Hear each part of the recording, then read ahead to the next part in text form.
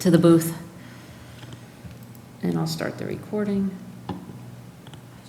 Recording in progress. Okay, I'll start off by calling the Select Board to order. Today is Tuesday, July 28th. It is 7:05 p.m. Calling the Select Board meeting to order.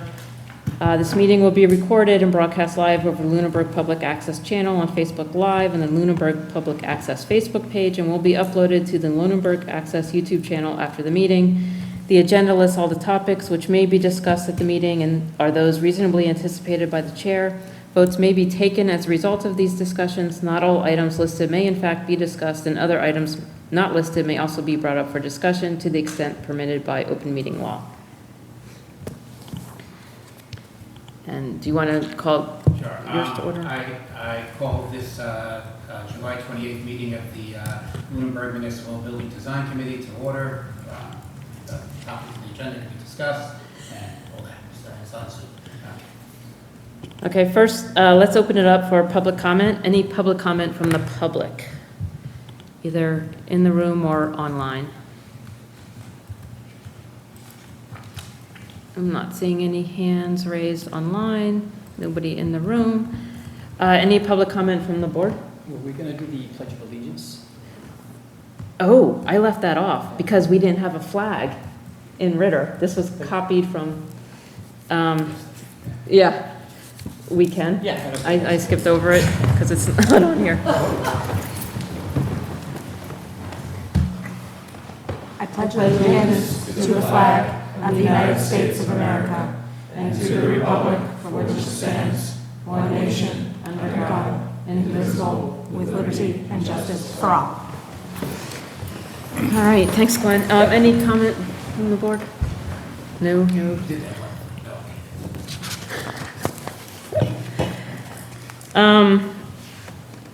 I was just Oh, that was an accidental bump? That Yes. wasn't a hey? Okay, so this joint meeting between Select Board and Lunenburg Municipal Building Design Committee, there's two topics on the agenda. One is a presentation by Dave on programs and incentives from the recent Energy Summit that he attended, which was held by Mass Save, and I believe he's going to split into two parts, right? The first part will be what he thinks is relevant for this entire group, and then we can have the workshop, and then the second part of his presentation is probably mostly relevant for Select Board, based on what you said, and so folks can leave at that point if they want. So are you set to share? I believe so.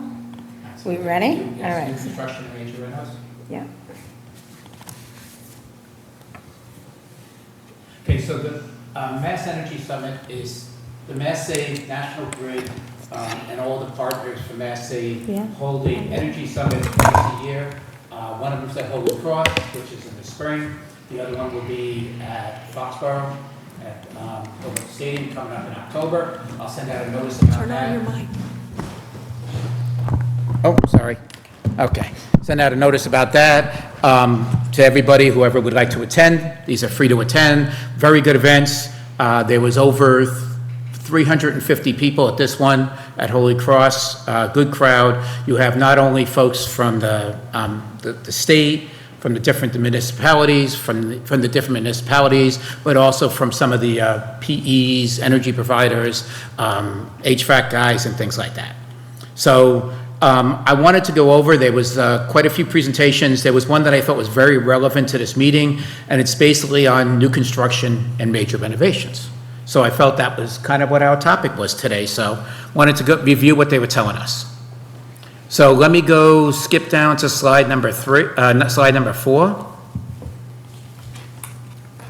So the idea is the state has lots of money available that they're making, well, they don't have lots of money, but they have money available for folks who want to do new constructions, additions, renovations. However, the big push is to go electric.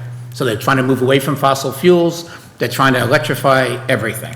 So the idea is on this program is that if you're doing new construction or additions, it needs to be fully electric for space heating, ventilation, air heating, things like that, hot water equipment, and things of that sort. Okay, this is over and above other incentives. There's already incentives in place for heat pumps and other systems like that. This is over and above based on how tight you make the building. This one's going to be. So let's go to slide 5. Program requirements, major renovation requirements. There's 3 paths. The path number 1 is all electric. Path number 2, the power providers will support major renovations even if they do include natural gas, but they make no contribution towards the natural gas part. The third is major renovations, even if they have new natural gas equipment, will not be, the natural gas equipment itself doesn't count. Any upgrades in the natural gas equipment itself doesn't count. So I'm going to go, what is a major renovation? Slide 6. Major renovation, a change of use, a complete renovation of space within the building, reconstruction of a vacant building. The project is so extensive that people can't work there during the time. And then the scope of the project includes multiple end uses. So think about what we're talking about today and what we've been looking at, and then you can judge for yourself if a major renovation or it's a major renovation. So any of those, Dave? Any of those. Triggers. Yes, any of those trigger. So the program is building electrification and decarbonization, so heat pumps, low energy use intensity. Energy use intensity is you take the amount of energy, you divide it by the number of square feet, and the lower the number, the better. Okay, so obviously they're trying to move towards net zero, but the idea is there are several different paths to get there. There's 3 paths to accommodate project types. So new constructions, I'm on slide 8 already. New constructions and major renovations, path 1, net zero, low energy use intensity. This is basically, you're going to say, we're going to try to do a very low intense building. You're going to try to go to net zero, where the building basically uses no energy at all. It's nice, but whatever you can do. Path 2 is a whole building, energy use intense. Basically it's a whole building. It's more for the renovation side. This is buildings up to under 50,000 square feet. And the idea is just getting people involved in the design development stage. This is your electric utilities, your partners, your power providing partners, as well as PEXs, which is a term I'll talk about a little bit later. And that's path 2. Path 3 is basically you're saying you're going to make this building as best as possible, but you're not going to really try to hit some ridiculous goals. So it's mainly seen on the renovations that are not these are more for renovations where it's not the whole project, or it has heavy process loads, or you're not really looking to try to make it that much energy efficient. So, okay, I'm on slide 9. Well, let's go with slide 9. As I mentioned, path 1 and 2 is low EUI pathways. Path 3 is a high performance building. Let's go to slide 10. Path 1, let's talk about this. For buildings 10,000 square feet or greater, I think that's what we're in that mode. Drive projects towards net zero, and low energy use. Achieve a target site energy use and design, and then work towards it and hit that target site. Mass Save sponsors will pay for the technical support needed to do this. Mass Save will pay 50% up to $10,000. And then there's a verification saying that after you're done, this building actually does what it does. So they'll monitor it for 2 years, they'll do all that stuff, and then they give you more incentives on top of that. And they pay for 50% of that fee as well. So what do you get for all that grief and aggravation? So what you're going to get is that there's two tiers on here, depending on how much you're going to hit as far as your goals. So the EUI sector targets, this is what I would look at, is other site-specific is what we're looking at if we talk about office space. And, go ahead. Keep going up with your slides, go backwards. Oh, me? No, her. Oh, 11. Yeah, I'm on 11. There you go. Sorry. Okay. Okay. Keep going. All right, sorry. All right, so there's 20, if you hit a 25 or a 25 EUI target, there's up to $2.75 a square foot incentive, up to $3 million. I don't think we're building a building big enough to make over $3 million, but if we do, I'd be pretty impressed in this town. So the idea is that, there's a first incentive when you first build it, Then there's a second incentive after they verify that it does what you say it's going to do. So let's keep going. I'm trying to do this fairly quickly, so bear with me. The path 2, up to 50,000 square foot buildings, you provide an energy savings. They will also pay for the energy modeling, the models, the mid-design review, up to 75% of the cost of that. So they look into it that the basic idea here is that you're going to hear is they want us to make sure that we get people involved. You get your providers involved, your sponsors involved early. Then they'll pay for up to 50% of the verification fee. So how much can you get with Path 2? Path 2, there's once again 3 tiers. For an office building, if you can do 15% and above in the reduction required, so from a normal building to this building, you're going to get $1 a square foot on there. Once again, capped at $3 million. So there's verifications incentives, as I mentioned, we're on slide 14. Verification incentives that they're going to cover up to 50% of the cost, to share up to $10,000 to cover the scope and all that stuff. And this is to review your drawings, to participate during the building phase, and then to also look at you for post-occupancy. Path 3 is the easiest. This is going to be for buildings less than 50,000 square feet. The idea here is that they're going to offer you a technical assistance, so that you look at the whole building for energy and electrification opportunities. They'll cover up to $7,000 when you engage with one of their sponsors, and then we have to. Then the town or the municipality has to support 50% above that $7,000 if it's necessary on there. Path 3 incentives are based on what you can save. So based on, this is going to be more, think of renovations. So think of, tightening the building envelope, lighting controls, energy recovery systems, variable flow kitchen, domestic hot water, and low flow fixtures. You can get up to 35 cents a kilowatt hour or $2 per therm. Okay? Once again, capping at $3 million. Oh, I love that number. Okay. Heat pump incentives, first 300 tons. 300 tons is quite a bit. 300 tons, basically that's still like the primary school would still fall under 300 tons. So to give you an idea, but air source heat pumps, $800. Variable refrigerant, VRF is variable refrigerant systems. This usually means that you already have ductwork in, and you're going to use a variable refrigerant to make it more efficient. You get up to $1,200 a ton. And then if you're going to do a ground source heat pump, which is what the state's really pushing, you can get up to $3,600. But if you look at the price, we could show you pricing ideas later, but it's ridiculous. Okay. I'm on slide 18, which is going to be, they just want to be, basically they're looking to improve the compliance with the energy codes. And they want to basically show that municipal buildings can do these things, that when the builders complain that they can't hit the stretch code, that they can't do this, can't do that, if municipal buildings can do it, if public spaces can do it, they should be able to do it easily.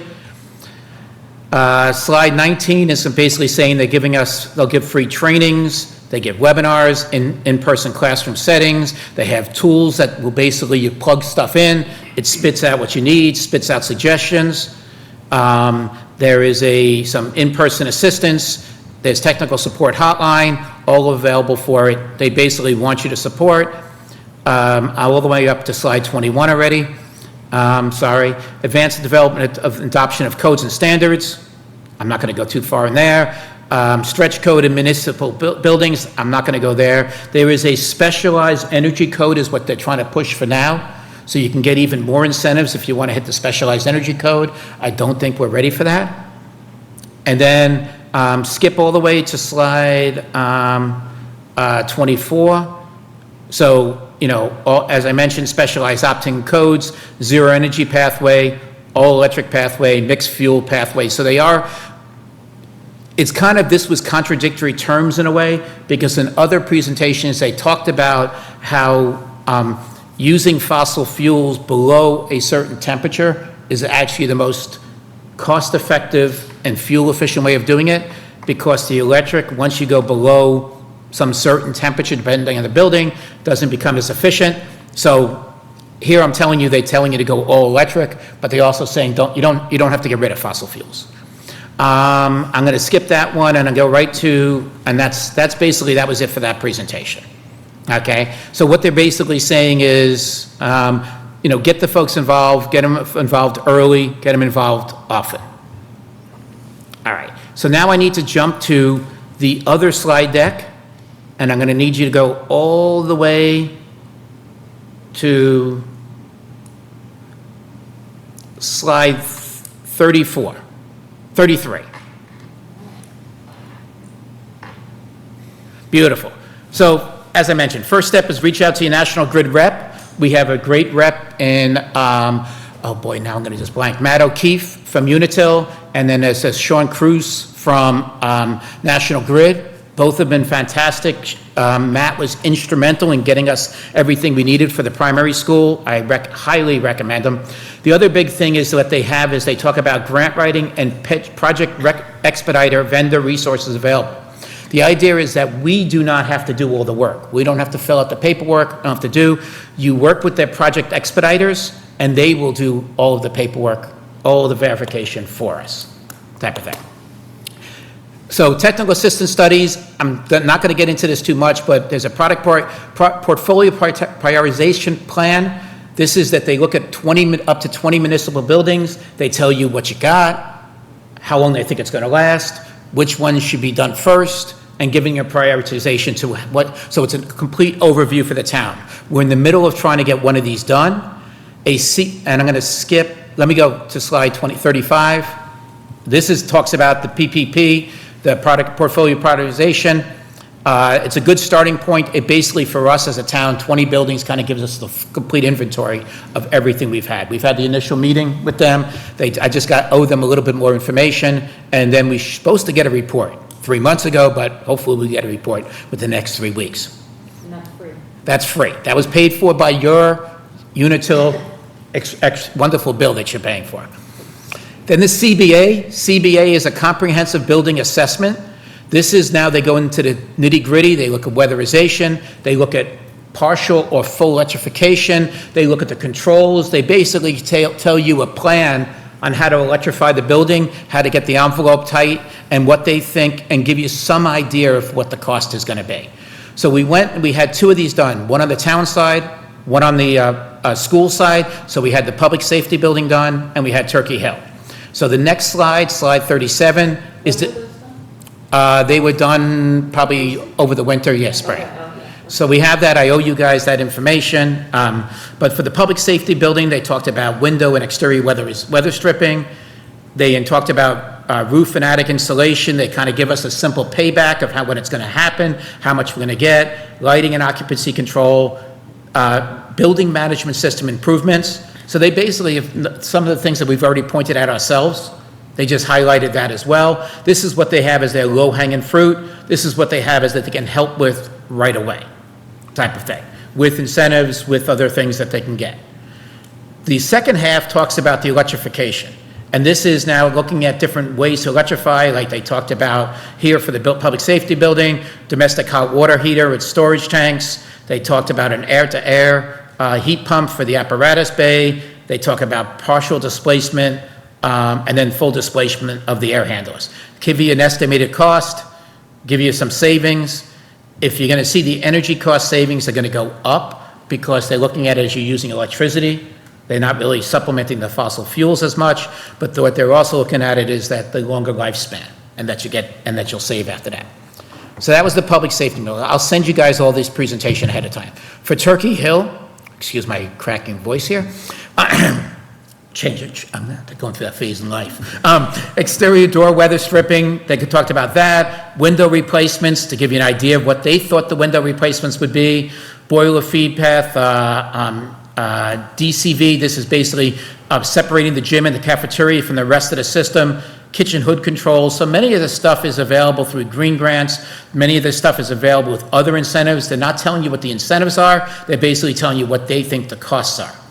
And then they talked about the electrification. They talked about what it would be to separate the gym, separate the cafeteria, what it would be to do a partial or full change in the classrooms and things like that to give us a general idea. So this is just to give you an idea of what the CBA and what the freebies that the state is offering us. So this was done by Rise Energy.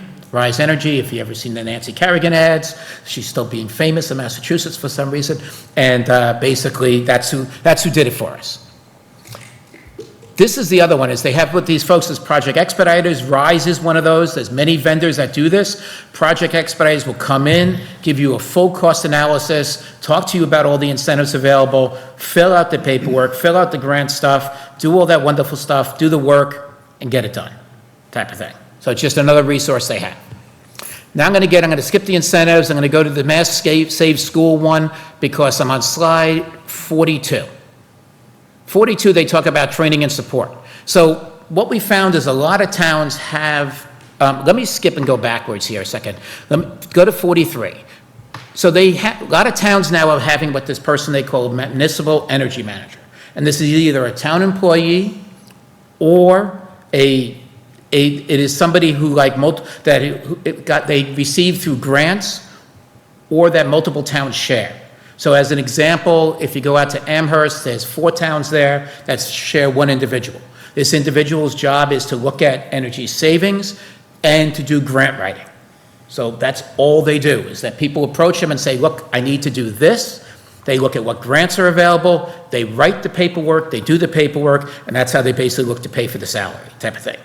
Now, this is now that what's happening is National Grid is now sponsoring this. They're sponsoring it for the schools primarily, but it's also to help the municipal energy management plans as well. So this is up to $120K a year for 3 years, full-time, covers the wages, salaries, everything. So this would be somebody that we can either bring on or that's, or that we can look to get funding to get. They do have this. They're also offering this through UMass Lowell and BU. They do environmental science engineers that are in junior, senior, that they're looking to do this as interns and things like that. So they offer you their services for 6 months. So what do? These guys actually, I'm going to go back to 42. They do training and support. So they have a network together. They talk about what they've done. They have people to support them. They can go to and say, hey, does anybody know anybody who's gotten some money for this?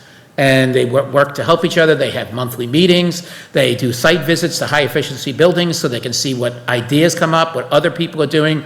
And the big thing is it's the idea is that they're looking at it as train the trainer. So the idea is that they're trying to train these people, get these people working together, build a community that they can all work off each other. So key takeaways is 44, reach out to National Grid, get the studies done, use the PEX vendors to get electrification, and take advantage of incentives. Okay, any questions? I didn't take a breath, so any questions? Where does the majority of electricity in Massachusetts, what generates that electricity? So, well, Unitil it doesn't generate any of its own. It's using either the local solar farms or it gets it from somewhere else. The other providers have, I think some of them have farms, some of them have other ways of doing It's it. fossil fuels. Like This push to electricity is Or hydro. great. Yeah. There is Yeah. some hydro.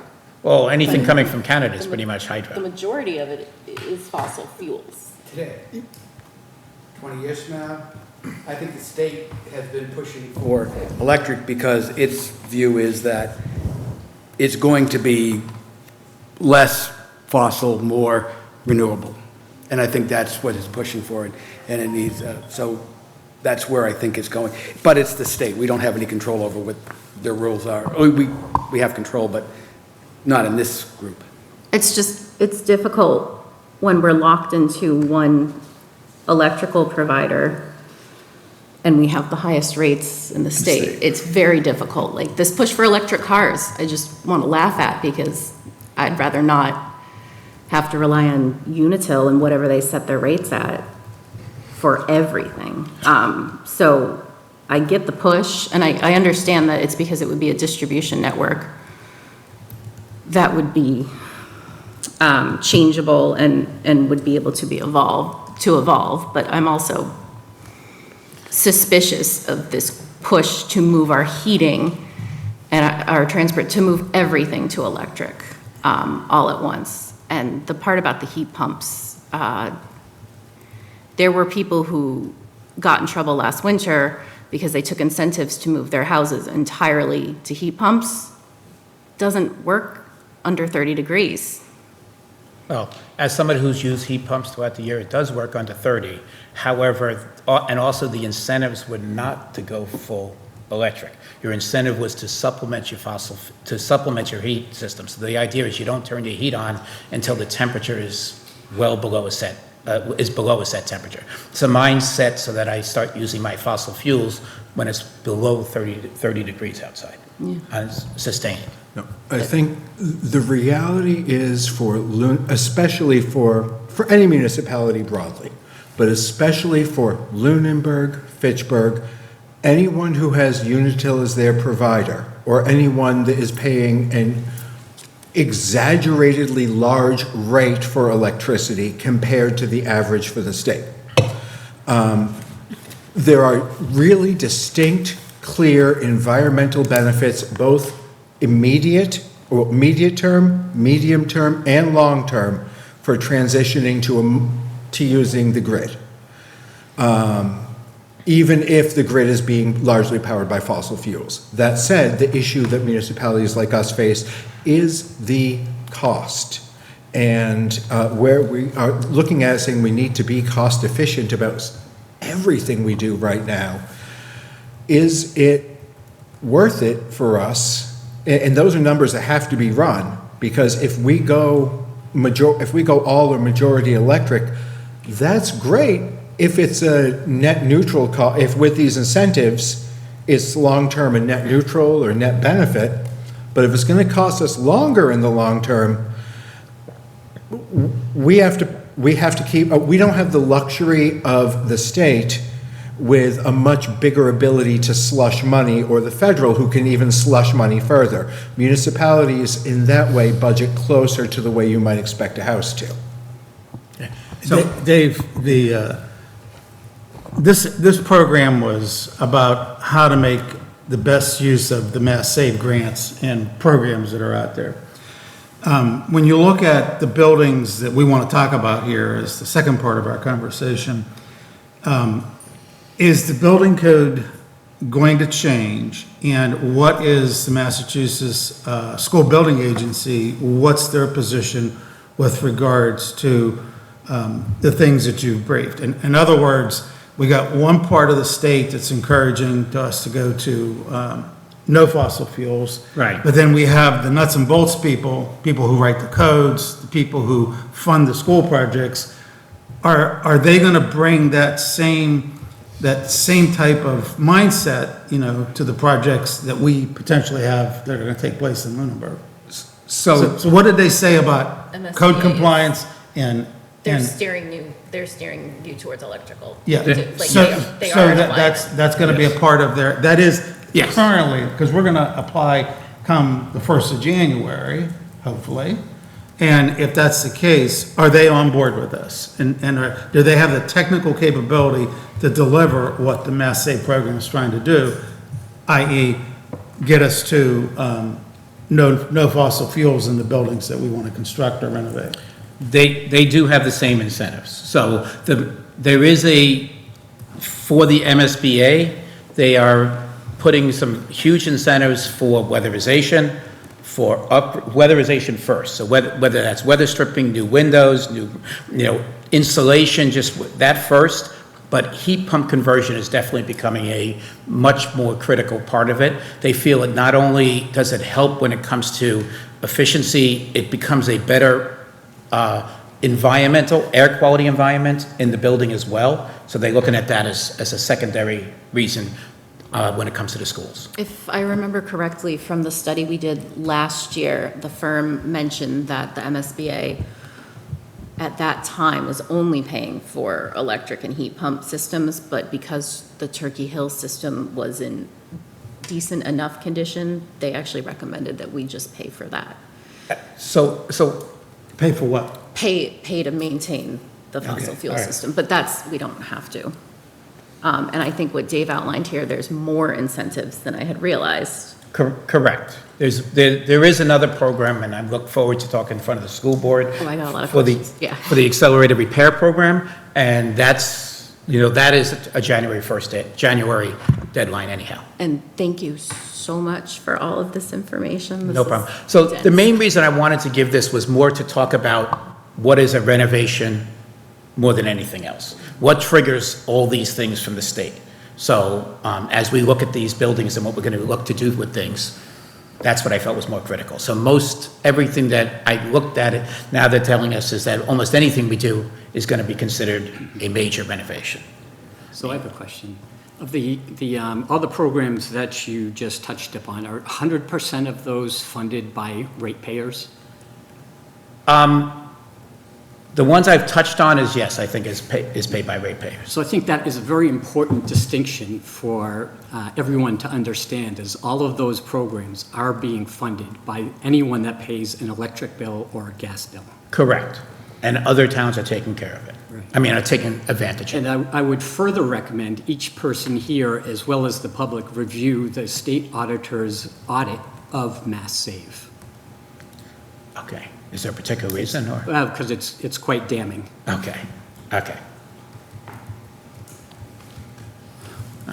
Have we had an energy audit on this building? We have not done this building, so we're starting to, we're pushing for the CBAs, and the first one we had done, right now, it's a matter of, we went through the process once, now we can look at we have it available for other buildings.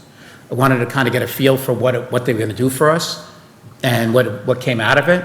Felt it was worthwhile exercise, and, it makes sense to look at other buildings now. I'm not sure I don't know if I want to hear what they're going to do. You don't want to hear this one. Yes, exactly. From the daylighting in the. Yes, and the roof, yeah, Number one option, insulate the building. yes. So, and there are incentives, by the way, for insulation. It's like $1 a linear foot. I mean, there's some incentives for everything. Unfortunately, they're all based on mass prevailing wage, which is the other problem with things. However, there's incentives for everything. Now, insulation, building management systems, weatherization, all these things, there are incentives out there for We them. only get them if we'd be doing a mass prevailing wage anyway. Any job we've been doing, right? Well, it depends if you do it internal. So if you just did the insulation, I see. you have to make that trade-off of whether it's worthwhile. Got that capacity? That's a big Right, Only other trick is to hire an owner-operator. yeah.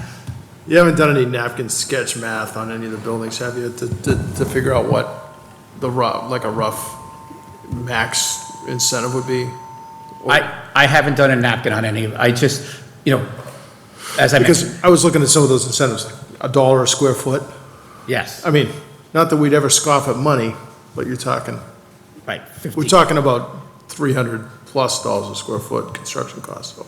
understand. And what I also saw on the chart was cost to make the change versus the savings, and no place on that chart does it show that the cost to make the change is even gonna get close to what you save. The actual capital Yeah. outlay, yeah. And I think that, there's two things here. One is, we got a program that we all pay for, and should we take advantage of that program? And then the second, and I think the answer to that question, to the greatest extent possible, we should, since we're paying for it.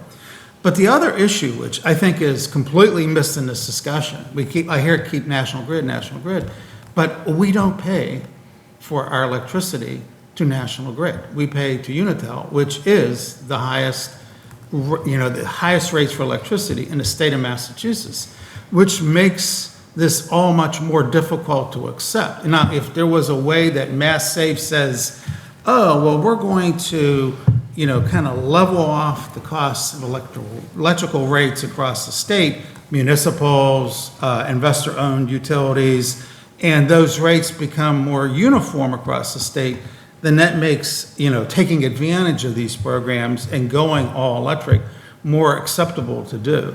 Like I do have an electric car.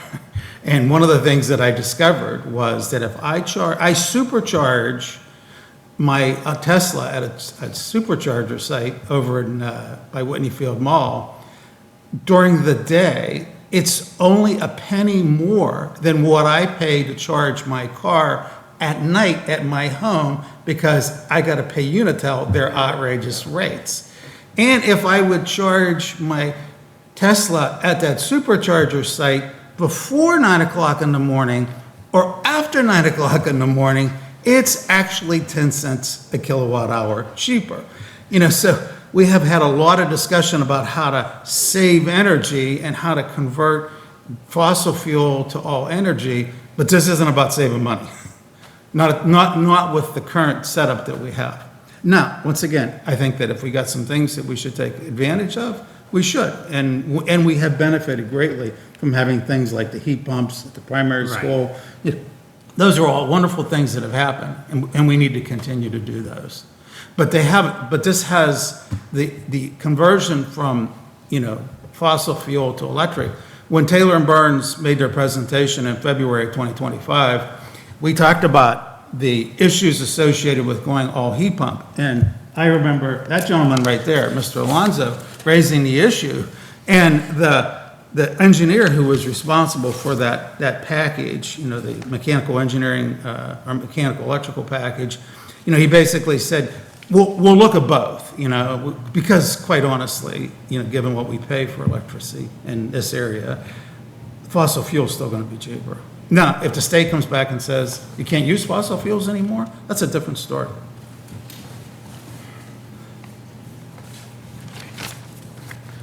Dave, how did you find out about these programs, and how did you find out about the meeting that was held today, the online meeting that was held today? How did you get on that list? Just because of the Green Committee and different things of that sort. Did like in the Historic Preservation World in Massachusetts, they actually have a listserv that's managed by Boston College. Okay. Is there something similar for these energy saving pieces? I don't know who's managing, but it's through the DOER and the green communities that we get it. Because there's good information here, and we got to make sure that we capture that information. And what else? Because I think this crowd would be. I'll send the link to all of the presentations, Okay. the full presentations. There's one on the K through 12 schools. There's other ones. There's one on different heat pump technology. Take your pick. Enjoy for great library reading and things of that sort. Will you come talk to the school committee about this Definitely, too? yes. Okay. Yeah, because it's a different presentation. Yep, I for watched the school. finance committee Okay. one, and Okay. this is different, you've got a lot of info. I now. agree, but that's what I'm trying to condense Yeah. 6 hours worth of presentations into 20 minutes. And I did put my New York hat and talk fast, but it's still 20 minutes is tough. Do our municipal buildings and their lots, really, I care more about, here's town center-esque, the area we're more concerned about in the larger municipal buildings, thinking less about like the primary in this case. Are they all on natural gas lines? Do we have Town hall gas? is, Ritter is, library is, senior center is, TCP is, Okay. teen center's oil, public safety's oil. Is it really? Oh, my God. Okay, I know public safety, that it doesn't run quite that far. Does it run that far? Does it run? And we looked into the public safety building at one point, and the problem we have is that both providers are a mile from the building, and neither provider wants to do the Yeah, we've talked about that on capital planning Yeah. in regards to, Lunenburg has a long history of being penny wise, pound foolish, and golly, would it have been a better savings if we had run that pipe when that building was built? The number I was told was 40 grand. They said no to. Yes.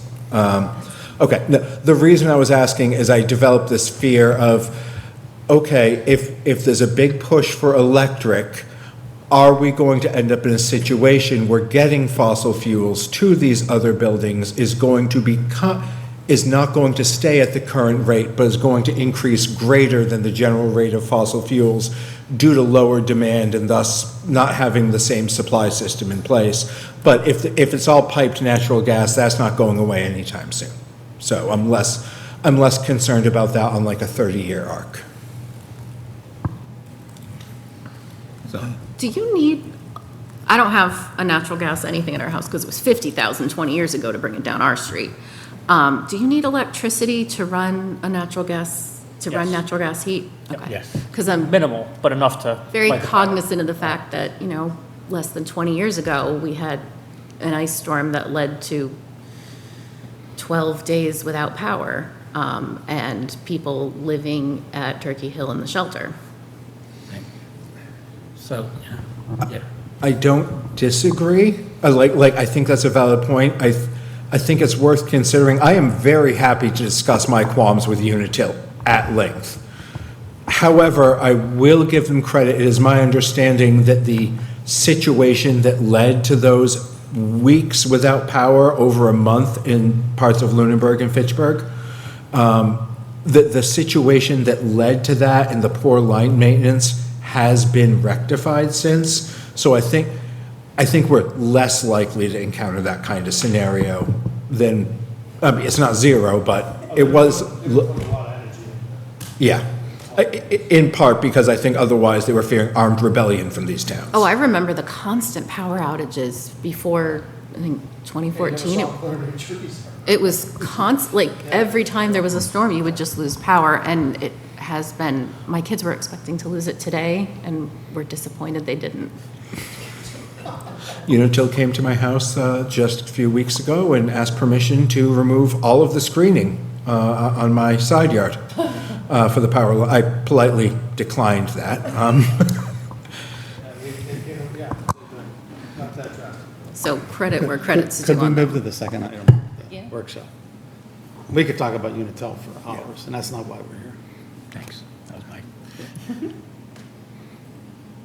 All right, so there's a number of things to talk about with regards to all the buildings. There's been a lot of talk. To me, and I want to hear what everyone else thinks, of course, but to me, the number one priority is TCP. I feel like we talked about this a bit at our goal discussion.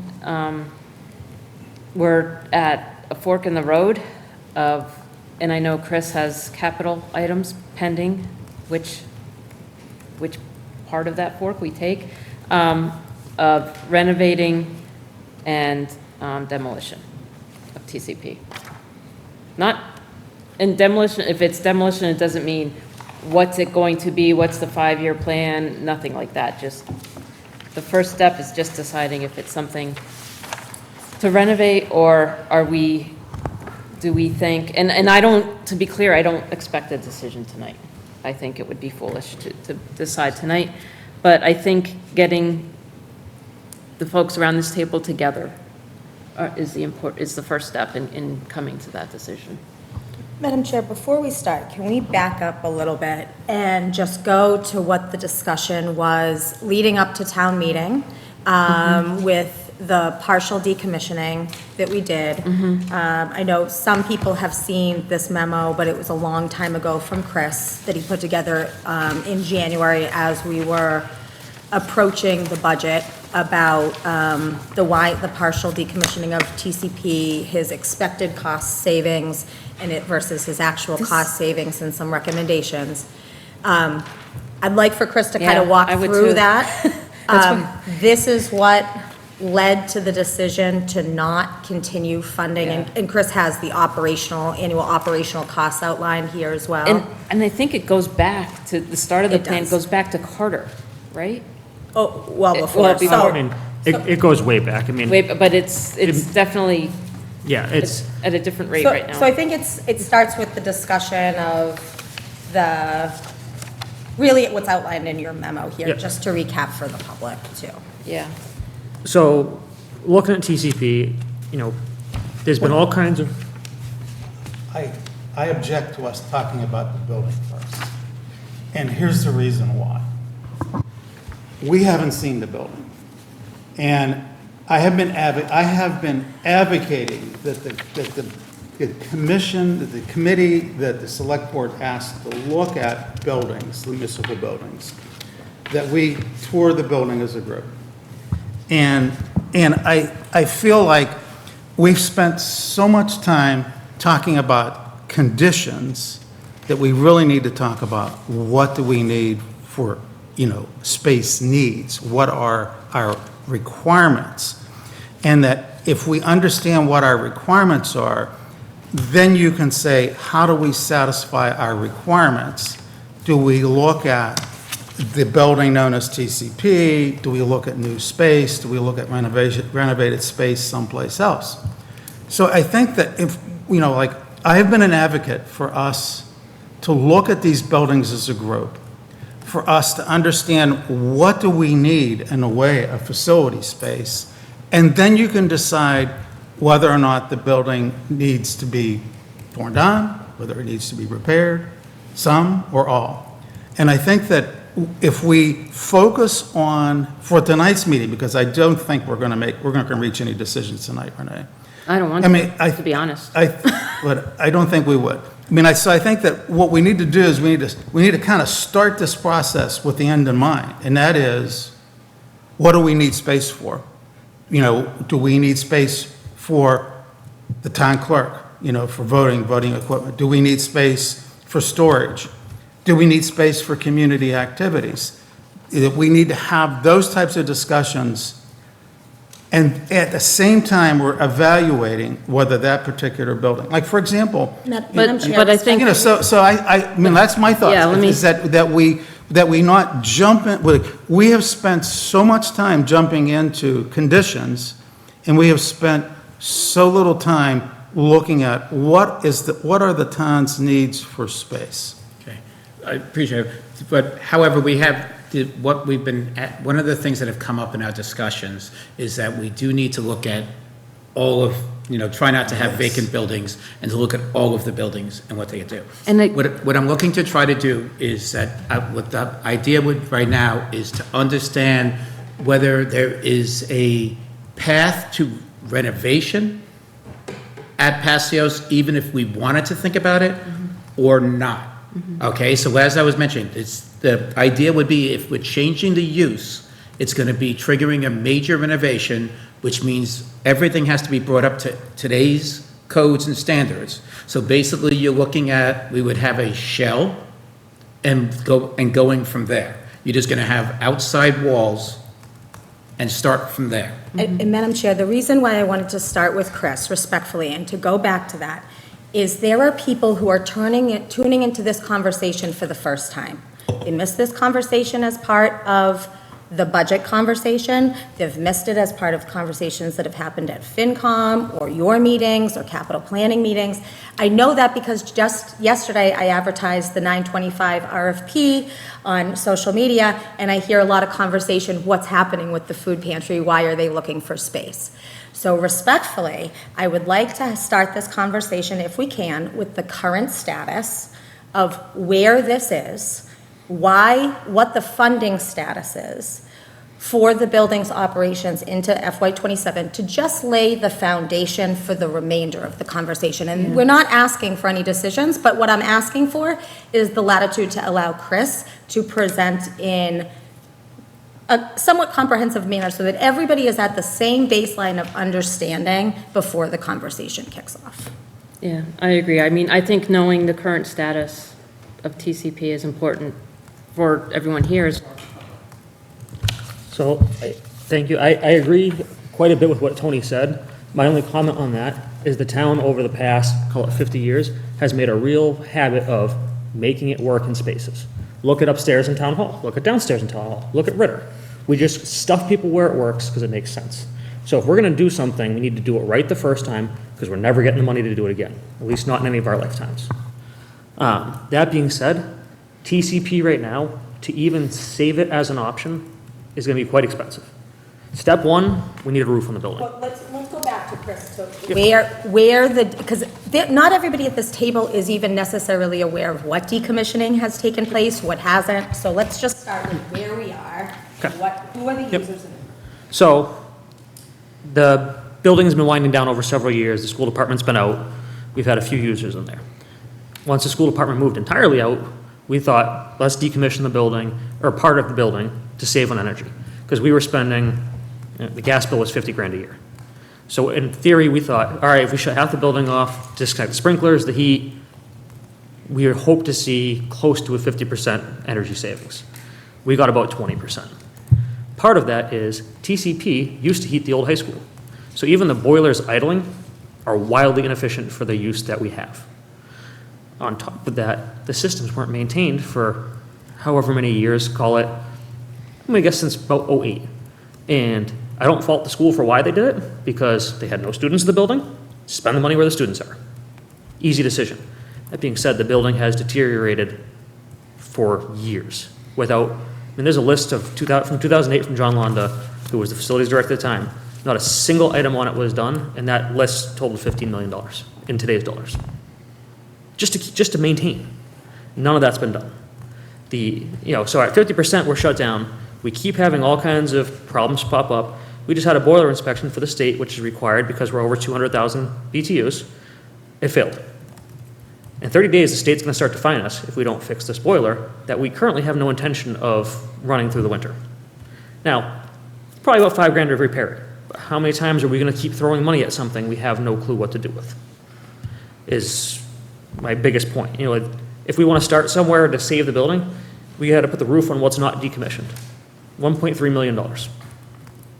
And that was estimated in the winter, so it's probably gone up a little bit. That's just to put a roof on it to say, stop the deterioration. So what sections would that roof be? That would be, I have one for me and I have one I can pass around. You can probably see it on GIS. I thought we had expended at town meeting a few times money to repair the roof. We never spent it. Okay, why not? So, if I can. Sure. We actually, at the last town meeting, at the May town meeting, we fixed some of that, okay? So, there was an article at town meeting to repair an area over the decommissioned section. It was to cover 6 classrooms. It was actually Rhonda Licio listening in one of these meetings who said to me that the vote at town meeting was extremely specific to those 6 classrooms, and the presentation was specific, and that the recommendation was strong that it ought to go back to town meeting, and looking at what was voted at town meeting. After review, I absolutely concurred with that recommendation. So thankfully, we didn't spend that money, because that money was double appropriated. That was the money that was double appropriated. There is no funds currently appropriated for the roof. The $300,000 that was appropriated for the roof was counted twice. And again, that was over 6 rooms in the decommissioned section that were primarily over where the school administration offices were being. You got it. Oh, yeah, that's where the roof. What's the condition of the roof where the blue is, Chris? When was the last replaced? 86, and they went over the existing tar and gravel, What type of roof is it? EPDM, Is it leaking? everywhere. Every time we walk on it to look for the leaks, we're causing more damage because the oils come out of the rubber, and there is no saving at this point. They reseamed it in 2012, and we're likely told it would buy them a year or 2. In 2012. 12. Chris, can you I just want to share, do you have electronic? No. I am going to send a photograph of it to the select board, and then I'm going to also forward that same file to the Municipal Building Design Committee. I'm doing that right now. So, can I go back to when we expect, town meeting voted to appropriate incorrectly, but we voted to appropriate the money for the roof repairs, and then we decided No, not. It was over. Town meeting voted to fund a project with money that it was not authorized to use. Okay. So that money had already been used to fund a different project. Okay. So it was double funding. When This- was that? What year was that? So I In can, November 2023, so we I did will, approve I'm gonna pull up from this past town meeting, because we had a whole article on this past town meeting to correct this issue, and I'll share it on the screen so people can look at that. But- I'm talking. Did the town approve $300,000 in 2023? So I just said, I am going to pull up that presentation from this last town meeting, and I'll share that with everybody. However, That presentation to town meeting was specific about that location. I went back, I viewed the presentation to town meeting. There was overhead PowerPoints presented that showed the areas. It was extremely specific. But that $300,000 was not correctly appropriated, and town meeting corrected that this past annual town meeting. And I'm going to pull up that diagram and show that because I think it is best done through a visual. I guess my question is, was the issue that we wanted to repair something, ignoring the double appropriation issue, which I know is hard to do, but ignoring the double appropriation issue and the fact that the money's not there for us to spend, was there a reason we didn't go forward with? Yes, we decommissioned, the school department Because we moved ended up out. decommissioning that. The school department moved out from that section of the building last July. That section of the building was decommissioned full, November-ish, December, is before the heating season. And so with us decommissioning, and by, Chris, when we talk about decommissioning, all of the water has terminated. There's no water, there's no electric, there's nothing. You go through a fire door that we built, and there's no power. Yeah, it's, There's okay. nothing. Right, so we're Yeah, I'm not not spending. criticizing. Right, no, but we're. I wanted to know if that's- we had discovered something up on the roof that led to Oh, no, realizing it was going no. to be more money, or No. if there was a higher priority elsewhere. No, it was an illegal appropriation. Okay, and thank you. And then, Rhonda, and for that is, and when that was raised, and then we went back, and at that point, I asked Chris, can you now get me a price for the remaining area? We'll go back to town meeting, and that's when the $1 million+ number evolves. So, let me pull up that slide What for was town the meeting. illegal, when was the illegal appropriation? I am made? happy to pull that up as soon as I can. While Ms. Warren's pulling that up, Select Board, you have it with an email just titled TCP. It's the second one of those emails, because I forgot to attach. Don't laugh at me. I got it. I mean, I deserve it, but, and Municipal Building Design Committee, I just sent it along attached to the most recent scheduling email. Thanks. You know, we had conversations when the Municipal Building Design Committee was chaired by Michael Ray Jeffries about the roof and TC Passios, because it had an impact on the school and whether or not they were going to move into the Taylor and Burns project that we were working on.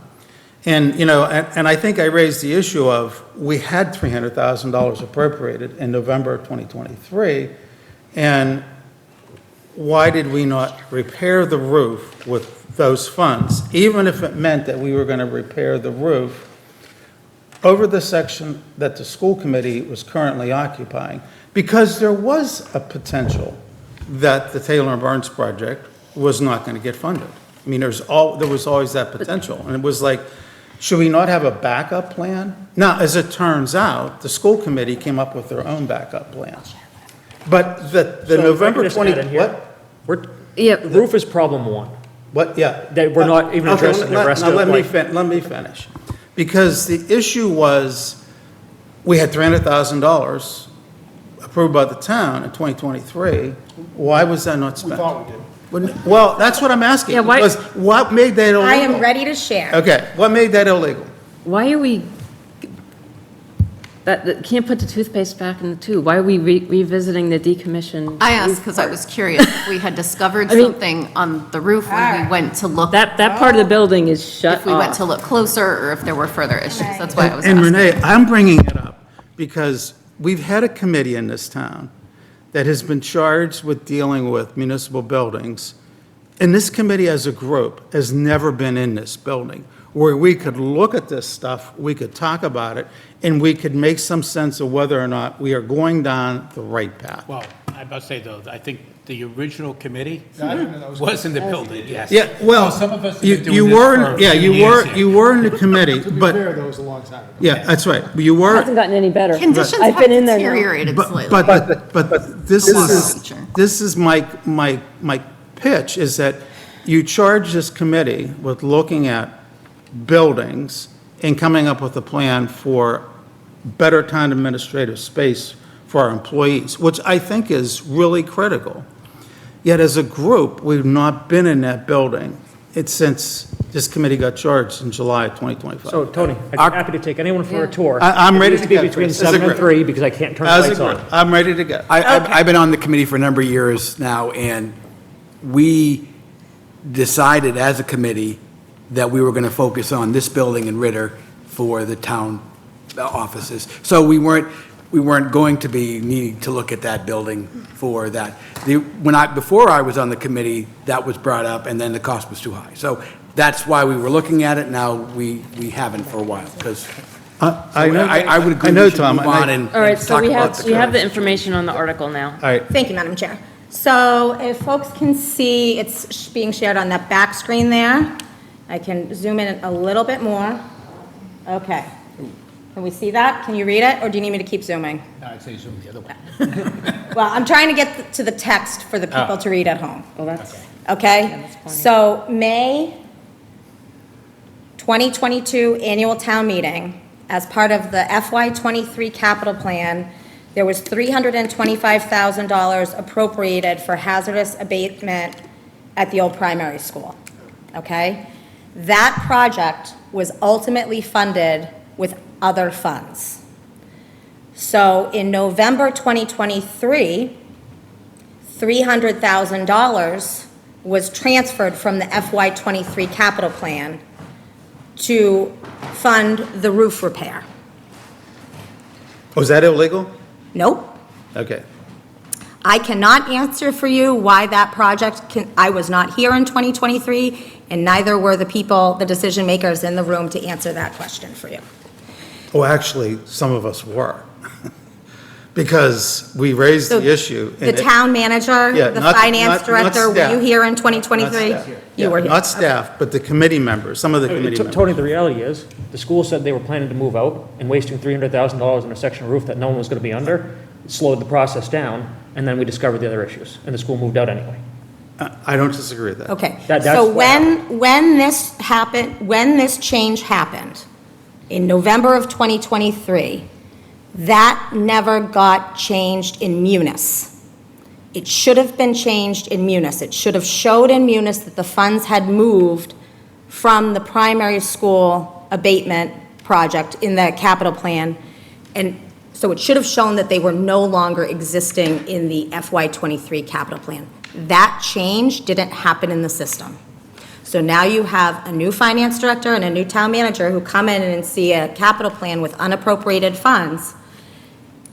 And actually, I think that this was Carter, actually, who had done I'm not sure, but it was either Carter or myself. It was in the transition for the funding for the capital plan to use in FY26 under Article 12, that same 325 from the FY23 capital plan to fund the FY26 capital plan.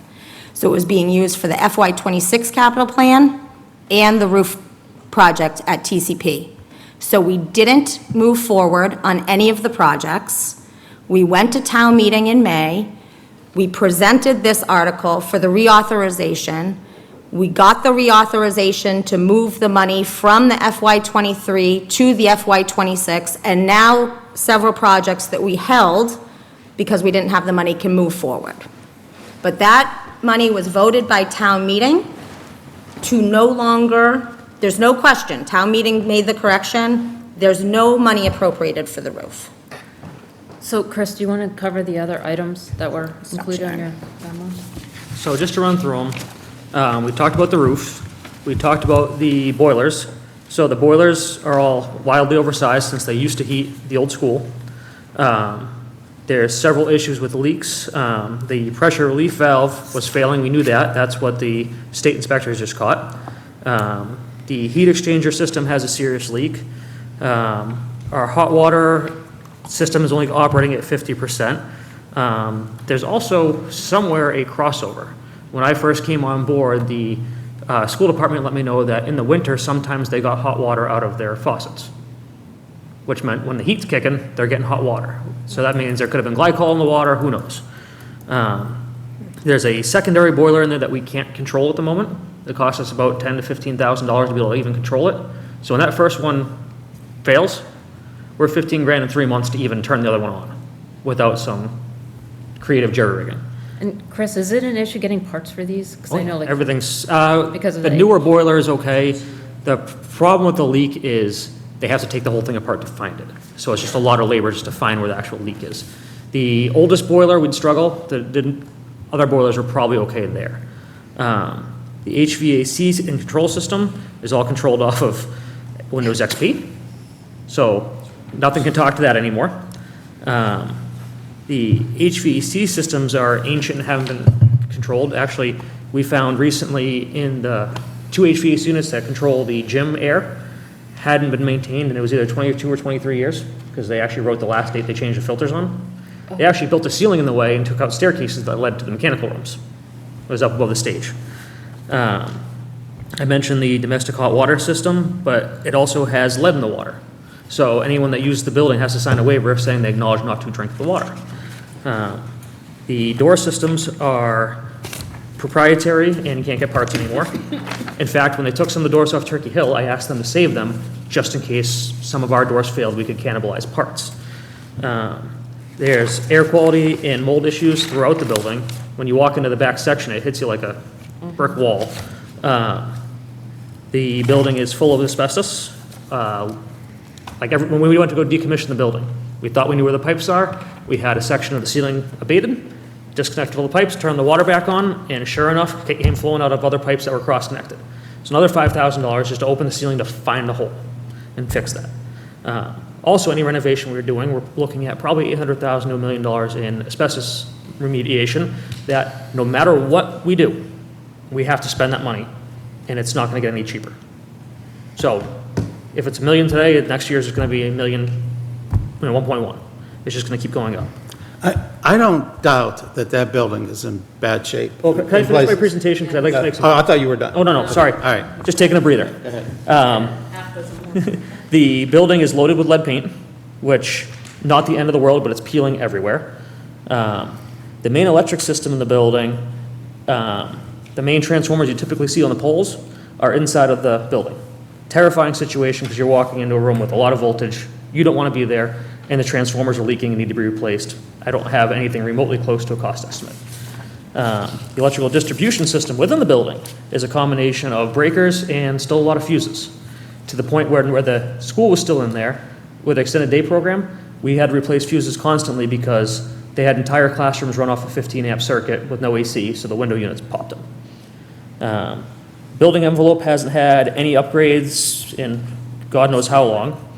Oh, sorry, sprinkler system, yep. Sprinkler system is wildly overdue and only sprinkles the hallways. None of the classrooms are sprinkled. There's all kinds of main valves that haven't been touched. Like, hell, when they flush the hydrants in the spring, my phone rings constantly because it sets off the fire alarms. I mentioned a little bit before, the capital list from John Londa that was never touched, that would have totaled out to $15 million today. All of these systems are at the brink of failure. Anything can go at any time. So it's without a plan, it's a ton of money to invest in the building. And to my previous point of the town has a history of making things work, TCP may have been a great school. The layout is terrible for what we want to use it for. So we're saving it because the foundation isn't destroyed yet. But beyond that, there's not much use in that unless someone can show me a plan where they can redesign the building. And sure, we'll look at it. But closing the building, we've already seen huge issues. I think it was 2 or 3 weeks before the school called me looking to get back in to rent the gym. It's all the rec programs, the food pantry doesn't have a home. Like there's a constant need for it. So just with the municipal design committee, we need to stop looking at just Ritter and Town Hall because we have a huge community issue. The location is fantastic for anything we do there. Personally, I think we should tear it down and build new. And I say that as a taxpayer and the facilities director. There is nothing worth saving in that building. The foundation's probably in decent shape. There's crawl spaces all over the place and manholes that have been sealed shut, like inside the building. And the biggest studies that were done on it could never, one of the ones from DeGiorgio, which I'm kind of upset because they're usually pretty good, said we didn't really look at the plumbing and mechanical systems because we couldn't find the drawings. Well, it took me 5 minutes to get a copy of the drawings. I called up a former select board member, he had scans of them. But we spent all this money on a design and had all these professionals do it. They never looked at it, and then they provided us a cost estimate that said it's $300 a square foot, which was COVID numbers, and they never actually priced it. They just threw a $300 a square foot number at it, or if it was 300. So everyone stopped looking at it because of that cost. I think now it's time to look at a community project of getting everything in one place.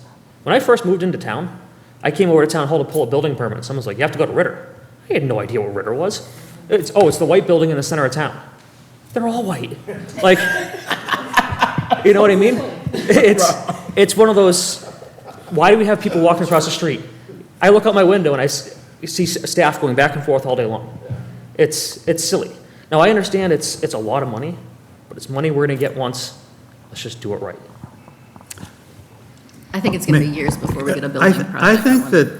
that Chris makes a great case for what's wrong with the building. But that's not the issue. The issue is, do we need the building? You know, that's what we need to focus on. And, you know, I've heard Chris say in our Lunenburg Municipal Building Design Committee meetings that, you know, if we build a new building, he wants a 300 square foot shop. If we are going to do storage of records, you know, he wants that to be done in the new building. That may be the ultimate solution, you know, to do a new building. But what we know from experiences and what we've seen over the last 6 years that I've been living in this community is that there really probably isn't a path forward to a new building. And one of the reasons why is because we haven't looked at what are our real facility needs in a comprehensive way. One of the, you know, there's the schools, there's town buildings, there's public safety, or town admin building, there's public safety, but there's only one taxpayer.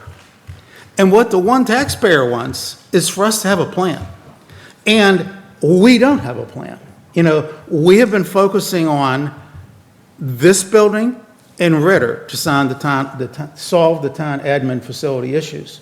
Chris, you already said it, is that there is probably a need for more space. Maybe we can make that space work at TC Pasio's in a smaller shape, a smaller footprint. Now, Chris, how many 55-year-old buildings have you taken from bad shape to good shape? Quite a few, actually. All right, give me an example. St. Paul's Cathedral, Tremont Street, Boston, on the National Historic Register. Okay. That was my project, that I took from garbage to a very nice project. So I've done it. How did that work? And why did a that lot work? of private money, with no prevailing wage. But my point is, sure, we can make TCP work. We could dump $10 million into it and have something that kind of works. Yeah. My point is we need to stop with the kind of works, because that's why we're where we are now. Nothing's been maintained. All of our buildings are falling apart because we just half-ass it. I don't disagree with you that we've had a very poor track. Can I record ask of a maintaining. question? Yeah. If we need additional space beyond Town Hall and Ritter, if we find we need additional space, is TCP footprint, as it is now, the space we want? Because I think, my opinion right now is I agree with Chris. I mean, I think the land and that location is more valuable than the building. I mean, I can imagine that being the building not even being where TCP actually sits now. It could be totally reworked. There could be a park. There could be a lot of things. You know, the master planner, Renee, did actually make comments to that effect. When our over-under folks came to town, one of the things that they said was, that's really your town green, you know, where the space between TCP and the library. And in fact, you know, we've had multiple activities take place there over the last couple of years. And it is where band concerts are currently being held. Well, no, not now. Not this It's year. great at the No. pavilion. That is fantastic. Well, but it's in the same general vicinity. It's at the Adult Activity Center. Those are privately exists. donated, those are not. But I think So Matt wanted I want to to get a word address in. this from the planning perspective. And Tony is correct in that, that TCP, that land has been identified, that spot has been identified as, we have a de facto town green. We've got this beautiful stretch of publicly owned land that connects all but one of our schools directly to the town center and everything in between, and it's beautiful and amazing that it exists. We are super fortunate. Renee, to answer your question about does the current footprint of TCP, would that be the best way to go? Again, from a planning perspective, I'm going to tell you absolutely not. It is a great footprint for a school that was made many years ago. In practice, we could fit, and Greg, I would encourage you to correct me if I'm wrong because you're an engineer and you deal in this more technically than I do, okay? But we could fit much, much more utility, more use out of that same acreage with a new footprint.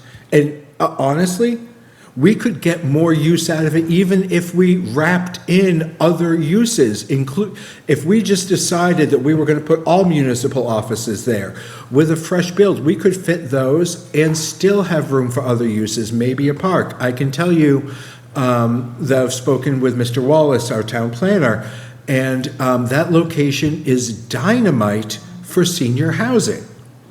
And I think there's also, and if you're going to talk about having senior housing near schools, government offices, and the senior center, that's kind of amazing for both intergenerational interaction as well as having that housing need there.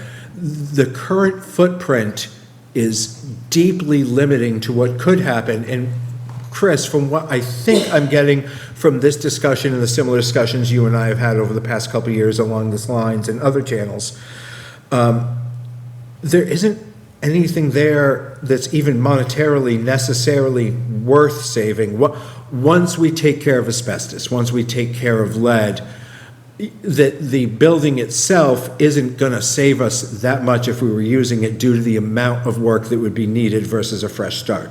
I agree to a point, because before I get kicked under the table, certain people think there's some value in some hooks and some cool hinges in the building. I do think there's some small salvage value that would be worth it. More of knickknacks than anything. But the building as a whole is, it could be saved, don't get me Yeah. wrong. But It's replacing why everything, spend the money right? for something that's not what we want? I'm sorry. That's all right. Madam Chair. Who said it's not Go what we ahead. want? I am not, it's both. Okay. Oh, all right, so I'll ask both of you. Go ahead. I don't disagree with anything you said. As a matter of fact, when we did I think it was 2019, we started this, when we did the initial look at TCP, and we presented it to town meeting in 2020 or 2021, something like that. It was a $30 million renovation project for essentially renovating all of the TCP space. How much? We said, I think it was 55,000 square feet. That's about right. I'm pulling this out of the archives here, but we said to ourselves, man, that's a lot of money. Why don't we price what it would cost just to rip it down and build a new building? And you are correct in saying that the footprint significantly improved. We got a lot more efficiency with the footprint fitting the same amount because we went, I think, 3 floors. I think we did 3 floors. So the footprint got much more efficient, compact. We fit all the things in it that we needed to with a broad 10,000-foot brush. We didn't do a detailed study, but the cost went to $40 million. So, and this was COVID times. This is when we were seeing, escalating costs beyond our wildest dreams at the point. But that just to add to the discussion on that. I think you're right. I think that there's a lot of efficiency that could be had with space, both land space, footprint space, and use of the building interior space. I'm no architect, but I imagine it's the case if we were to do something new. You're renovating a building that wasn't meant for the purpose. I don't think you have to be an architect to know that. I'm sorry. So I'll look at, being on that same, with the committee with you, I do know that when they looked at the new building, in fact, I just pulled up the plans, it really wasn't much different than what we had. It was the same kind of, They put the same program. but I understand, but it's also basically the same, almost the same footprint. Oh, was it really? Yeah, it was just 90 degrees off, basically. So it's just, they made it 90 degrees.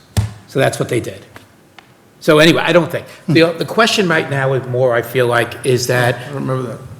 the one thing we have to watch out for is that feature creep, right? Feature creep is going to make the buildings go up. We saw that when we started to look at the old town, when we looked at doing the town hall in the last iteration of this committee. As soon as we put a 13-foot ceiling in the basement, I think, it probably added $5 million to the project, okay? So we got to watch for feature creep. And I do believe that this town does well for those who have youngins, does well for those who are using it does, let me finish my point first.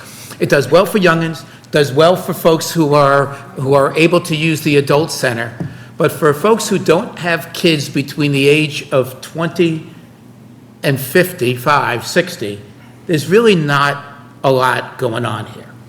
We found that there is a need, when we start to talk about decommissioning, that there's a need for the gym. There's a need for a space for the pantry. There's been a discussion about, okay, let's see, we've always talked about community kitchen being needed. I think the question right now is the way TC Paseo sits today, is the gym you want? Is the area for the food pantry the area you want? Is the office side the area you want? The question is more there of, do we keep the building? As a group, do we say, okay, we want to investigate keeping this building? Or do we look at it and say, if anything, was going to be done there, we would look from scratch? Those are great questions, Dave. And one of the things that I keep saying is that we have, as a committee, been looking at functions that need a home, that are currently in TC Paseos. And we have not resolved where that home's going to be because we really haven't been tasked with looking at TCP. Now it's my turn. It's my turn now. And I think that we need to focus on, this goes back to what I said at the very beginning, Renee, is that I didn't want to start talking about the condition of the building. We already know the condition of the building is not very good. The question is, those activities and functions that are town admin in TCP, where do we put them? And how do we do that in the most cost-effective way so that we can sell a town administrative project to the voters and the taxpayers in this town? I met with the food pantry people, and I met with the teen club over the last couple of weeks and the last couple of months. And one of the things that I've said is, your community activities, your not town function activities, our priority as a committee should be to look at those town admin functions that are in TCP and figure out the best way to support them with a project that can get approved by the voters. I told both the food pantry and the teen club that they're a secondary priority. I think that people in this room, as well as I think people in the community, would support those community activities, but we as a committee haven't done a thorough job of deciding what's the best place to put town admin functions. Is it in TCP? Do we save a portion of TCP, or do we try to look for some other town space, or are we going to throw up our hands and say, now we got to build from new? We haven't answered those questions as a committee. Madam Chair, so this is a great segue if everybody wants to turn to the piece of paper that's highlighted in yellow, because we're talking about the charge. So this is from the minutes back in 2022, the last time this committee got charged by, I think 2022 or 2021. I didn't put the first page. The last time the committee got charged. There's a lot of, this is when the name changed from the TCP Building Design Committee, but I want to draw your attention to the last two sentences of the first paragraph. The committee is free to analyze, discuss, and investigate other town-owned buildings and properties in their recommendations as they deem necessary to fulfill this charge. The charge, as I read this, as has been charged, is comprehensive. It talks about town offices, school uses, community space at the building and/or land known at TC Paseos. But then it goes on to have that more expansive sentence to say, free to analyze any and all buildings as part of the charge. So I think in terms of the charge and looking at TCP, I think you had an assignment that was more specific than your charge in the past couple of years, but your charge is broad. Well, he hasn't chosen to look at TCP. This is on your website. This is from the previous select board. This is on, the Thi- way that I found this is that it's on the That may municipal be building true, design Jennifer. website. But I this is- then looked at the charge as it was last done, I found the date, and that's how I found these minutes. So This- this is the charge of the select board as voted. It was amended with the meeting that we had in July of I 2025. think you had an assignment, but you didn't change the charge. You were looking at something, you were asked to look at something, you were asked to look at Brooks House, you were asked to look at this project, but I don't think it changed the charge. Correct me if I'm wrong, I get a little frustrated here. We made the committee, the Municipal Building Committee, discussed it, and we were basically saying this building in Ritter, where it's going to hold this school and the town functions. And at the time, the prior town manager and the prior superintendent said, I want to have one location where all of it was. And we said, okay, and we're going to go do that. And that's what we brought to the town meeting, what was that, last year? And it didn't go through. Then we got a new town manager, in the process, and new superintendent, and they said, oh, by the way, because of what's happening at TCP, we're going to shoehorn all the school stuff into the school area, and it's not as a priority right now to have the town and the schools together. So we started talking about that and just saying what we're going to do. So to me, things have changed, and I'd like to get an idea of what the current situation is, and we can decide on that, what we can do. That, to me, that would help. As far as the schools go, we'd like to remain in the schools. It's working better. We can control our own programs. So I think It was the ACE program, right? the ACE program, Central yeah. office. Yeah, so right now we're at Turkey Hill. It's not ideal, but nothing in the schools is ideal right now. Luckily, there's some spare classrooms. So we are Because you kind don't have the of, teachers. what? Because you don't have the teachers. No, yeah. So, and I do want to, I think this discussion needs to be more anchored in the financial realities of the town. I think that it's lovely to sit here and dream about things, but I've spent 3 years on the school committee cutting. The thought that we can plan something, a better future, it's nice we can do it here, but I fully believe that the reason the last town hall plan failed, in a large part, was because we were cutting at the schools. And while the schools are in the situation they are, I don't see projects as passing. So can I ask you a Like, question on that? yeah. So say in a dream world, we built a new building at TCP. Would the school have any interest in having some offices there? Because at least you're on the same campus at that point. As I last left it with the superintendent, she seemed to think it was working better to be co-located with a school and that system. Yeah, and I talked to her. So I think going forward, it just is, it makes more sense to plan on having I town just wanted offices to ask. there. 'Cause, Yeah. In my opinion, the part of the reason the other building failed Yeah. was because the school group, the school people were not on board. And we all know that the school people can come out and vote in a block. So we need to make sure we include the schools in any of these conversations, but at the same time, the override is completely irrelevant of what we're talking here. Oh, I This is the know, excluded but borrowing. it's very difficult for parents to pay any extra tax money when teachers are getting laid off. Technically relevant, but perception-wise. Yeah. Perception-wise. It's just, Part of his hard- debt is coming off. So it would be replacing the debt would be a good way to do it. So if I could just kind of bring it back to why I've asked the select board to look at kind of making a decision here about TCP, and it's really not so much about what happens next, it's about what happens now. We are at a crossroads now. So the crossroads that we are at is that we are starting to plan our FY '28 and beyond capital plan. If we are going to stay in this building, regardless of what the end use is. Take the end use off the table. I need Mr. Ruth preparing costs for a roof replacement to bring to town meeting next May. Whether that's going to be our entire FY28 capital plan paid in the traditional way, or take an inside borrowing track, I don't know.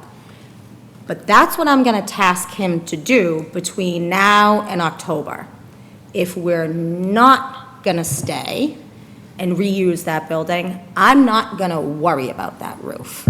And so it's really the decision, what was your back of the napkin on the, or your estimate on the portion? Was it 1.3, 1.4 with contingency. Okay. I didn't have hard numbers for asbestos, but Okay. they're limited on the roof. so just in the ceiling and stuff? It's just caught. Okay, so in the capital plan, we'll either need to include, forget how it's funded, $1.3 million roughly for a roof.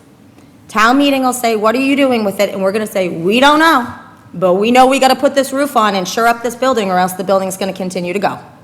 Because we are actively raining. We are actively raining in the building. When there was the snow melt, we had a lot of water in the building, right over that section that would have been taken care of. But there's been a room in the back of that building, the old library, right, that has been closed off for years.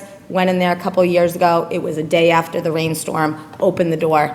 It is still raining from the ceiling. So we have to fit, and that's on the decommission part. But this roof was built at the same time. There's similar conditions across. Chris went over those. So it's not so much what do we, and it's difficult to bifurcate the conversation because you know that folks are going to say, well, what are we going to do with it? But unfortunately, that's where we are. We need to either place a roof and then start figuring out what we're going to do with this building, or walk away. You can figure out what you're going to use the building for if the committee puts its plan into place. You know, I think that you make a great point, Jennifer, is that we should not be going to the town's voters and saying, give me $1.3 million for a roof, when we don't know what we're going to do with the building. We should figure out that end use now. And we would start with the town admin functions that are currently in there, because they need a home if you're going to close the You building. have 3 months to figure that out. You're right. You know what's really sad? 3 months to figure that out. You're absolutely correct. Now, let me finish. Let me What town finish. admin is in TCP right now? You're doing storage? You're doing record There's storage? file storage. That is the only town function of the entire building right now. And you vote in that space? We're going to vote in that space for the special election. We will not vote in that for the next Okay, one. well, that's because you've made a decision that you're not going to use that building. But the question is, so Town what? meeting supported that decision. Hold on, town meeting supported that decision in that I took 120,000 plus out of the operating budget. I put it in a standalone article, and I said, we are no longer funding TCP with operating funds. We're using free cash, one-time funds, because we know we're not going to operate this building the entire year. We're taking it out of the operating budget to free up capacity. So town meeting heard that. Chris spoke at town meeting for half an hour at least on the subject. And they supported the appropriation of one-time funds, and ultimately, through their vote of the budget, supported removing those funds from the operating budget. Okay, so what I'm understanding as the building chair, building reviews chair, is that one of the things we asked for was clarification on our charter. And our charter now is saying, we can look at any town property, town-owned property. Would the group agree that our I charter? haven't heard that. I'm not convinced that is the charter. It says it right as the thing. If this is the charter that the town manager's giving us. This is multiple years old. If this is the charter that is of record, this is the charter of record. All right. This is what we're going to go with. We can ask the select board, they're right here. Can we just No, re-vote this on was it? always the path, and I Like, think it there's- was they're all the fact here. that we didn't want, the price was so high for TC Passios, we said, okay, let's look at the other buildings, let's look at Ritter, let's look at Town Hall. And we really, the last year or two, we've been really putting our focus on the Ritter and Town Hall. Okay, so I look at that, is that, okay, this is a great first start. I'm asking, can we do kind of, I'm not asking for a vote, just like a opinion on folks of whether they feel that the building as it stands today, TCP, could work for anything. No. I say yes, based on my Okay, hold on, I got a yes, I got a no. I love that No. building. I would Hold want to on. save it, but no, we don't have the money and it's. Well, no, I'm not caring about money, I'm just asking if the building, as it sits today, where, you know, the footprint, not the footprint of the building as it sits today, of that one section, two sections, will it work? Well, so Tony's comments are impactful, and I will say, back before my active involvement, as an engaged citizen watching, I was at times convinced that TCP had to come down. And through the process, the next thing I hear is they rented out classrooms to a local business. I was like, wait a minute, what's up with that? So it was very confusing. So I do hear stories where it's clear, on one end, it's clear that it has to come down. But then there's other conversations where it's not so clear. So I really would like to hear a more in-depth discussion. Maybe it's just one more meeting of the Municipal Building Design Committee of it, with a visit at the, just redoing things. It doesn't matter what happened in the past. It's what's important, what we do now and in the future. So I think we need to come to a decisive decision, whether it's a majority or a unanimous on the Municipal Building Design Committee. I think that's critical. And when we speak about the wants and needs, I think we really have to focus on the needs. If you want to try to sell something to this community, they are at the brink with taxes. And if you were going to sell anything, it would be to rehab this building to be where it should be today, and rehab Ritter to be what it should be today. And then I think, to Tony's point, maybe at that point is when it makes sense to fix TC Passios and sell it to the voter as we're going to continue to use it as we use it today. Work from a basic position of doing what we're doing today and having everything fixed up to current standards, and then justifying anything that goes beyond that. So while I don't disagree entirely, the second we do that, we trigger code requirements to bring the entire building up. Correct. Aside from the roof, anything we do in there, we're gonna trigger all those requirements. Well, so if we do if we redo Town Hall as is and Ritter as is, and then TC Passios is simply too expensive, then that's an issue.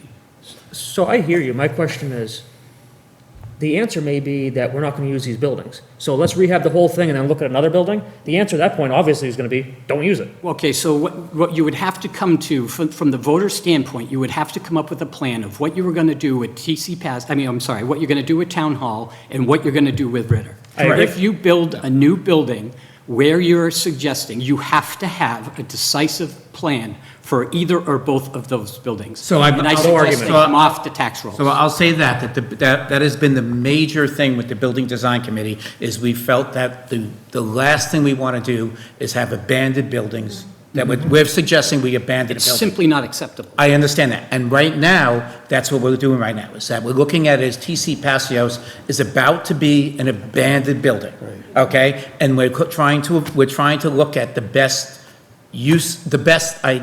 possible path forward to avoid that. So, I'm sorry, but if I can still, right, your thoughts on the building? I don't know. Okay.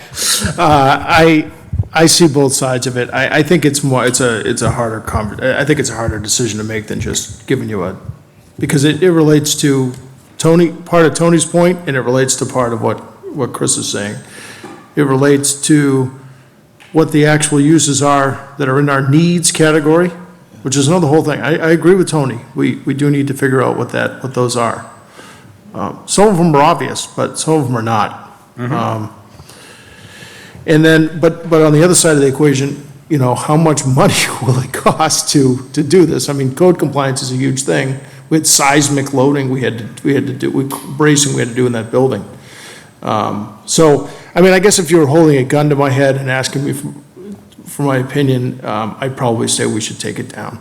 But I don't know that building a new building for the uses on that site would be the right thing, because we have the same problem that we would have with the building we're sitting in and Ritter.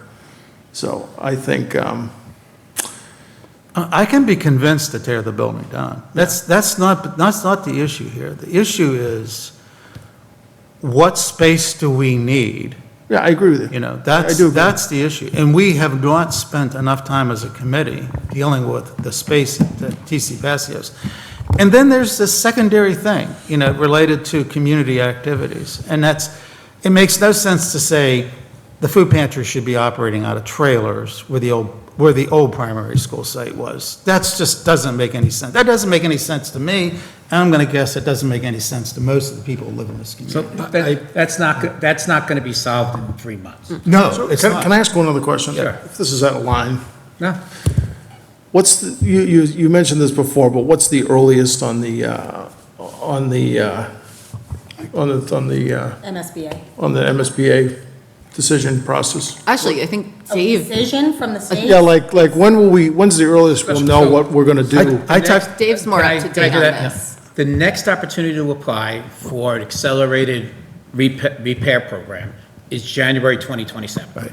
That opens up every 2 years. For a repair program? We're going through the program, the one. either way. We're going to According- evaluate needs first, and No, then, I'm saying to you is that if you want the state to look at that building yep. for doing upgrades and repairs, you have to have it in by January of 2027, or you're waiting for January of 2029.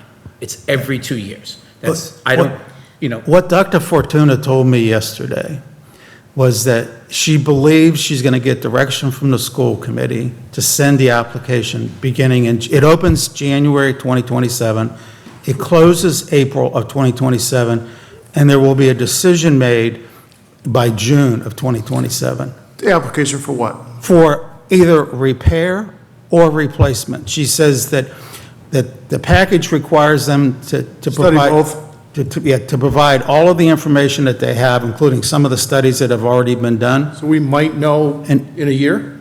in June of 2027. That's what she said. Ideally, if we're chosen. Maybe, yeah, I'm just saying that would be the. That would be the earliest. That would be the most, Yeah. yeah. Yeah, And- this is a long process. I asked her, Yeah, no, I asked her, Greg, I says, is there a bias to replace the building with a new building versus renovating? And her experiences at Hudson was, one building got replaced and one building got renovated. She says, so they'll call it the way they think it needs to be called, which is good, because in the state I formerly lived in, there was a bias against repairing old school buildings. Yeah, I would have thought that would have been the case here. Yeah, but she felt that the system would drive an answer. You know, and she said that if the committee comes, or the agency comes back and says, you're going to have to replace the building, she says, that's a 6-year cycle. She says, it'll be 6 years before we're in a new school building. She says, if they say it can be. It's going to be At long, least. because we're going to have to get Well- that funded, and Yeah, I don't. well, that's- Typically, in that's- this town, it right. doesn't always pass the That- first, second, That's if third you had, time. if you were working in the ideal world. And she says if you did a repair, it might be quicker. You know, and why that's really critical is that when we go to the voters with what we say is a package for town admin buildings, we got to know what else is in the pipeline that the. Yeah, that's why I asked the question. Agreed, Yeah. because if Turkey Hill is going to be empty, that is certainly something to consider. And I feel like we have been trapped in this cycle of Turkey Hill, buildings, TCP, and trying to decide, because everything is so circular and long, and it's hard to know what's coming, but we generally know, Yeah. and that makes it very difficult. Which is one of the reasons why I think that we should change the name of this committee to a permanent building committee, so we can look at all the buildings. You know, the master plan process said we got 2 priority projects, Turkey Hill and town admin functions. It didn't actually go into the specific buildings. It didn't say town admin function equals TCP, Red Earth Town Yeah, Hall, yeah. you know. And I think that. Let's try to stay focused on what. Yeah, that's a big issue for us, which is one of the reasons why I think that, you know, words mean something. And if we say we're looking at all of them, that'll convince the voters that we're looking at all of them. And we're not going to leave a building behind empty. So is it my turn? Yeah, Yes. I'm done. Oh, I'm sorry. You all set? Done? I am done. Okay. So if we can get town hall and Ritter admin functions in one building, probably Ritter, and I think some people don't need a permanent, I think that space is to be figured out, but then for sure, I think TCP goes down. It's hard for me to think of committing now to put $1.3 million on a roof, on a building that we have no idea if we're gonna use. I just can't feel good about putting that money in. And again, we're only talking about the roof.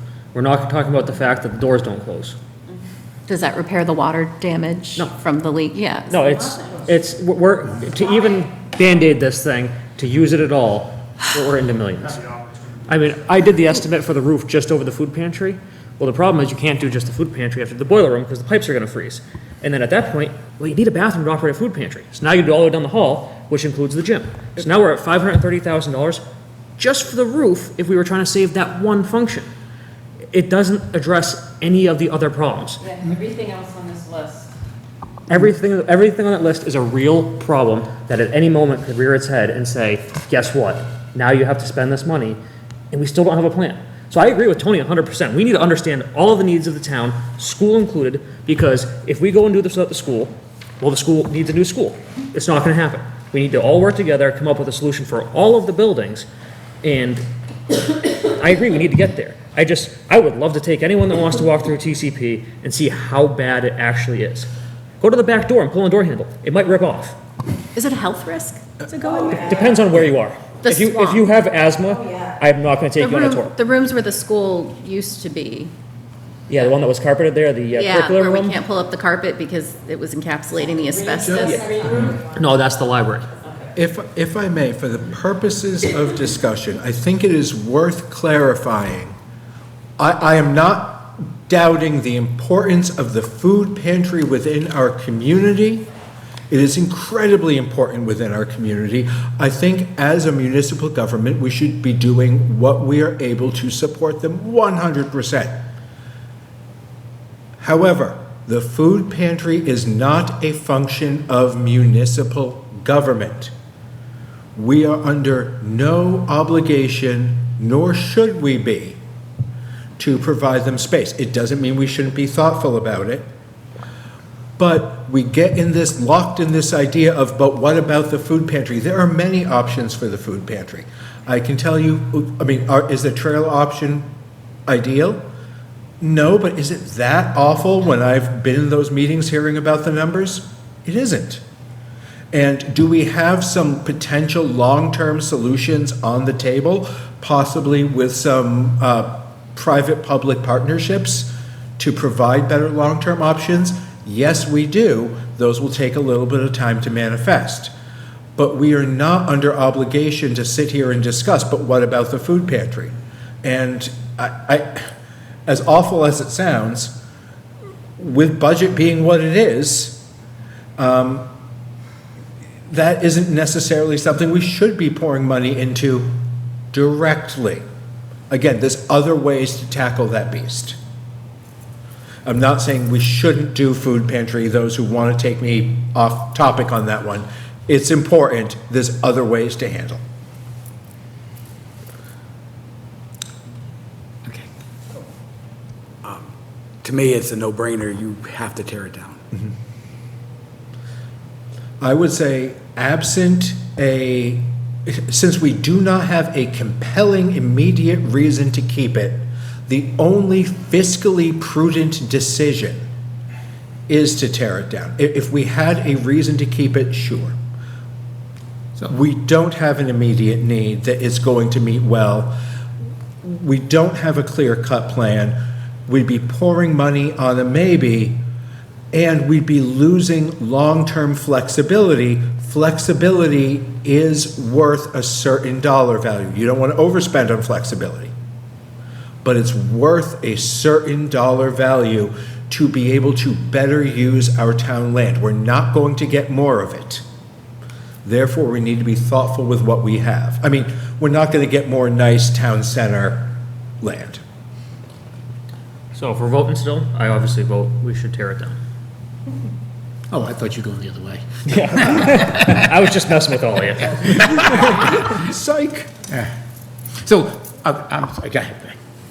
Would there be, instead of a roof article, would there be momentum for putting a demolition article?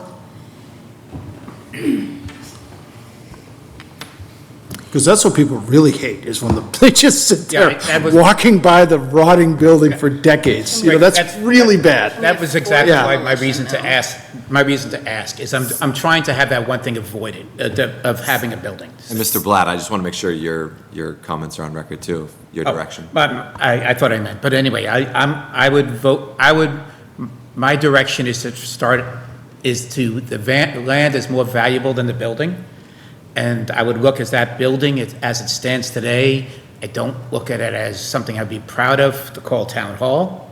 It wouldn't be something I'd call proud of to call community center. I'd like to see it, if something is going to be developed, I'd like to see it start from scratch. To answer your question, well, if we decide we're going to keep the building, we're definitely going to have an article on this May town meeting. If we don't decide to keep the building, Chris is going to be charged with coming up with those cost estimates on demo. That demo, I would imagine, would wrap up the asbestos remediation first and then the full demo, right? So we know it's going to be over $1 million, but how far over? And so that number will give us the direction on whether or not that would come at this town meeting or a future town meeting, because it's going to trigger kind of borrowing paths or other paths. But he'll absolutely be putting together those figures in one direction or another. Whether it's this town meeting or not, I don't know, the May. Mr. Ruth, may I suggest, Mr. Ruth, may I suggest a reviving of the town bonfire? I would love to. The suggestion was made for fireworks there, just in case. I was told that we need to stop suggesting that, because if that building does go up, we're all suspects. Because of how often that suggestion is made. Yeah, I tried to see if we could launch fireworks from there. Yeah, I can't do it yet. Would that be the most I fun think assignment? use the for you? brook- you know, Decommissioning? As kindling. Greg, you say we should call the question. I completely agree with that. We should, as a committee, at the earliest possible time, make a determination that we don't want any of TCP, we want some of TCP. We should do that at the earliest possible time. And that is what I have been saying from the get-go.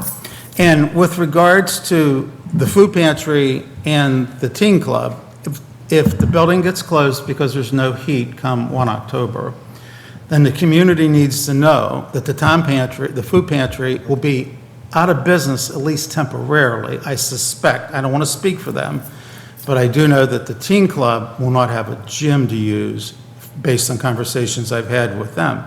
And they're here tonight, and we can ask them that question. Oh, they No, were. they still- All right. So we no. still are. Yeah. And we are working on other plans. Well, I heard that too, and what I heard from Jeremy Martin and Michelle was that there won't be a temporary facility for this winter. So once again, let's just be honest with the voters and the people that live in this town. I'm not saying that the food pantry deserves support as a town function. They don't. And I have been consistent with that. And every memo that I've sent to every town manager since I've lived here is to say, how is it that this nonprofit is getting such a free ride? You ought to call the question and find out if the voters want to give them a free ride. Now, the voters may say no, and I'm okay with that. But we ought to at least have that conversation. And I think, once again, we need to make a decision. Renee, this is why I made my comment at the very beginning. We have spent all of our time talking about how bad that building is. I know how bad that building is. I've been in that building. I knew exactly what was going to happen with those boilers. They're too big, they can't run. But is there a way that we can figure out to make that building work that's cost effective, that the voters will support? And if we can't make that case, then we are not going to get a new building, we're not going to get a new renovated Ritter, and we're not going to get a new renovated town hall. We've been down this path before.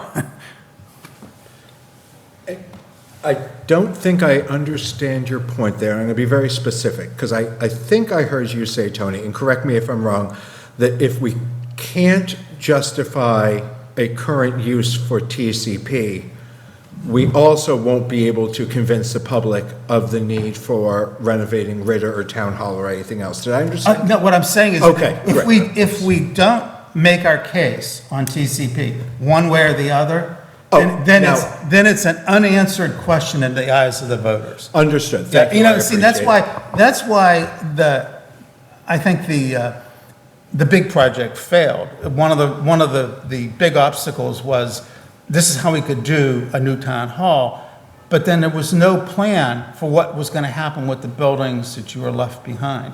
That's what we've got to do. That's the gap that we have to fill here, or we're not going to be successful. Sorry.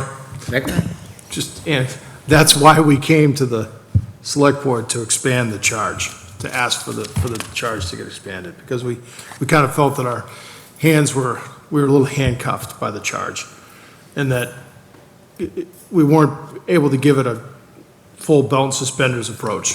But to Tony's point, probably the time is, we've probably passed the time for really trying to, make sure we have a good plan. I thought, and that's it, I told you. So earlier things, I understand we have not come up with a solid square footage for what is the needs of towns, but I felt that we are close in a plan, and for a needs thing, I think office-wise, we're okay. As far as meeting rooms and other things, which add square footage, that's really where the rest of the discussion had. I feel like that what we got from the town departments gave us a good feeling for whether the space today or how much more space that each one would need. So I do feel that and I apologize for the group, that we haven't ever come up with a square foot number. But I felt like one of the things that that's struggling is that we all have in our head that it costs money for square footage. So the idea of common areas becomes the toughest. And the more you add in the common areas, obviously the more you're adding to the cost. So that's why it was really the second half of the discussion that at least I as a chair was trying to get to, was how many of the common areas could be shared to minimize that number, okay? Because, the smaller the square footage, the lower the cost. The more likely you are to use what you have, the lower the cost, right? So coming up, I feel as a group, we can come up with a number for the square footage for offices. But then it's a matter of, once again, getting that number for common spaces, for common, how many 4 to 6 people conference rooms you need? How many 8 to 12, 8 to 12 people? How many bigger than that do you need? That's really where the bloat in square footage would come in any municipal building. What I'm asking what I feel we need to do right now is that we need to help the voters and help this town and decide whether or not that there's sentiment to keep a building and try to fit stuff in it, or is that the best use of our dollars and cents? Once again, we're gonna take do we take a building and say, okay, we got this many square feet, let's use it. And we all have seen what happens there, right? Folks think they need 1,000 square foot office. Why? Because they got 1,000 square foot office today, type of thing. So that's what I'm asking is right now is I look at it as the building today, not the land, the building today, is it the way we want to go as far as a renovation of that thing?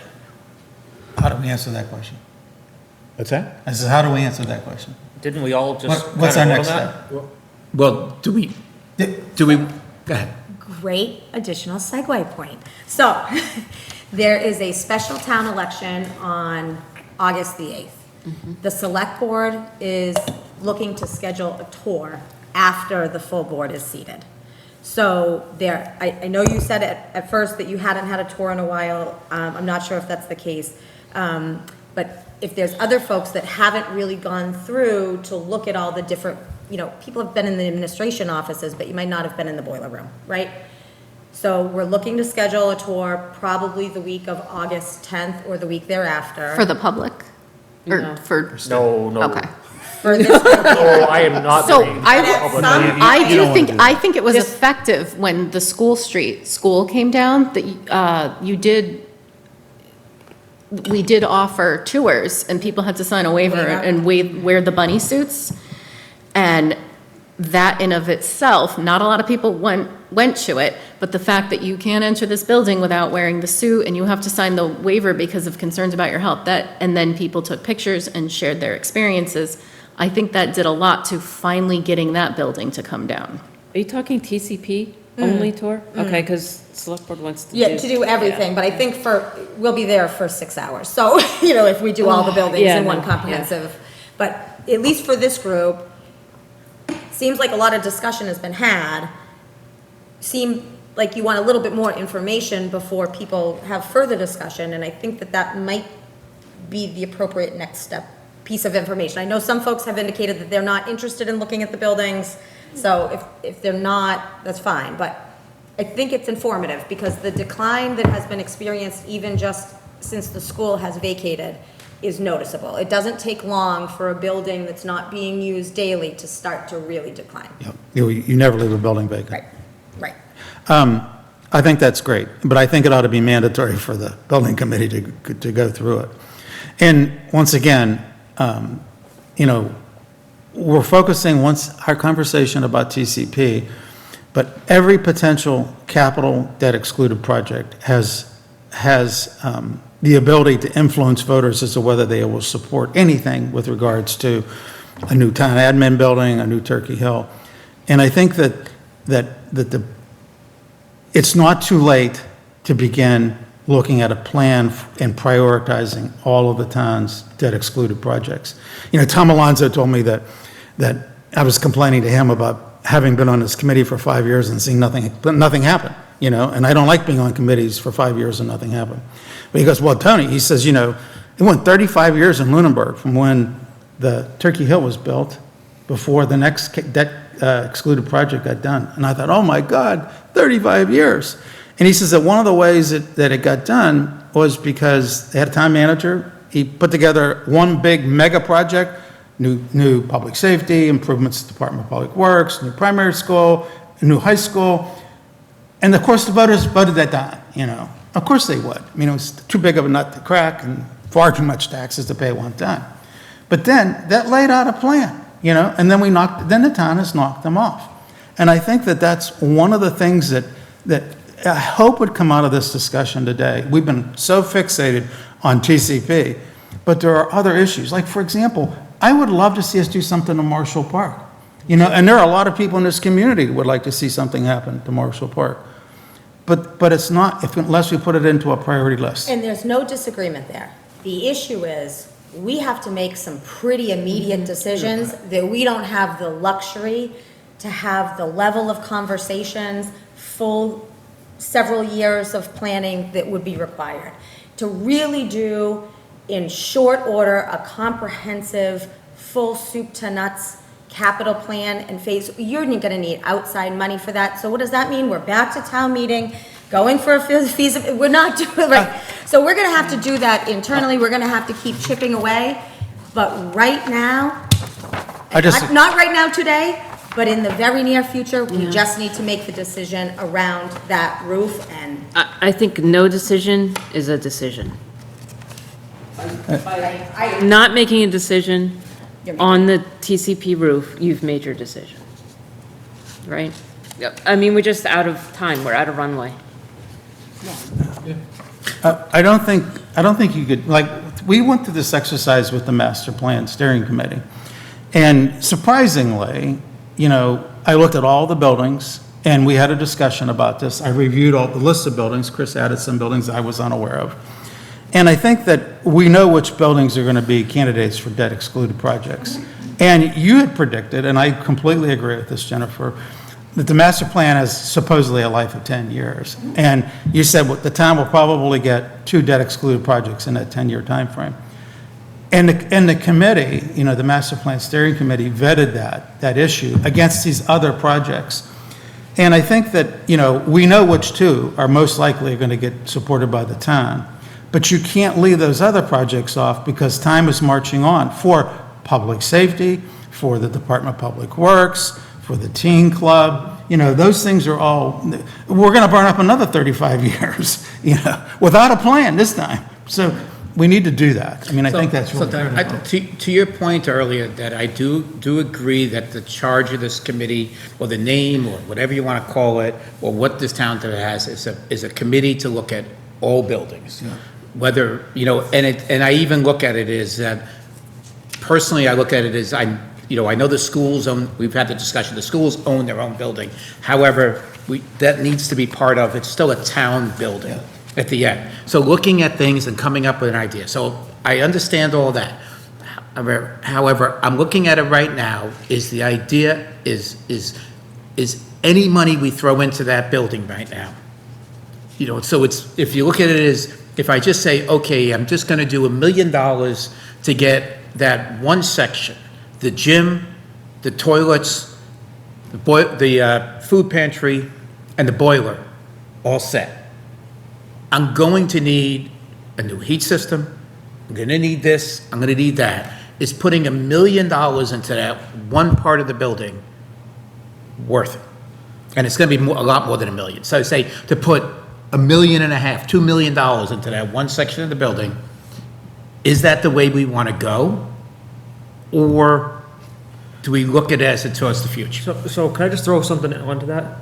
There is a 0% chance the TCP building is functioning this winter. There is not enough time to vote on money. There's not enough time to get stuff out to bid. There is not enough time to make the repairs to make that building habitable for this winter. I think we've heard a lot of consensus on the Municipal Building Design Committee too, that the TC Passios doesn't make sense. We've even talked previously in previous meetings that there was no interest in using the Brooks House either. I think a lot of our focus has been on the Ritter and Town Hall. And I think one of our most recent meetings, we're concerned about architects and funding to get some architecture work. And I think timing that, and we wanted to work with the select board to try to figure out when that would make sense to try to get funding for an architect to actually work on designs. Do we have money for that? No. We don't have money for that. Oh. So there's different types of money. We're always going to have money available, well, I shouldn't say always. Typically, there's money available for one-time things. This is how we fund a project like that.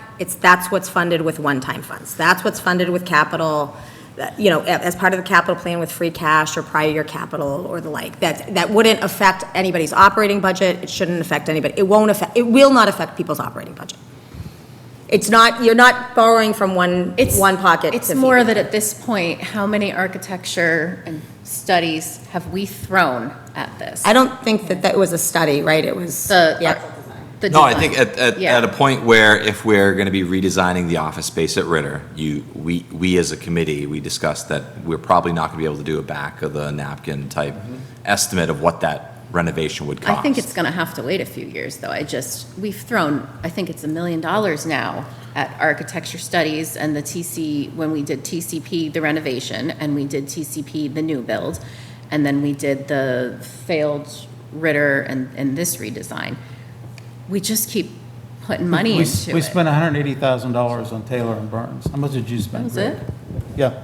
The Giorgio? What? The Giorgio was like 300. But if you need it in order to get there, the question is going to be, no matter what we come up with, if it's a $10 million build, is it going to get voted in? No. And if it is, well, we don't know that, but if that's the question, I think it's probably a select board question of whether it is the right time to do that. If they come back and say, there's no way we're going to be able to do this, this is not the right time, then okay, then we don't do anything, or maybe we do smaller projects that we might be able to get through, either through free cash or some other, or some reserves, or some stuff that Dave had brought up, some free money. I agree. I think So we get to the point that we can do it, because it is we're looking obvious. for that we need- direction from the select board. I also think that we heard from the voters, and that's why the Municipal Building Design Committee has gone to a smaller project. I think it's I brought up the same point last night at Planning Board when discussing the Municipal Building Design Committee and some broad thoughts, and the question came up within the board of, but what does the public have an appetite for? One thing we need to keep in mind are the multiple levels of budget cycle.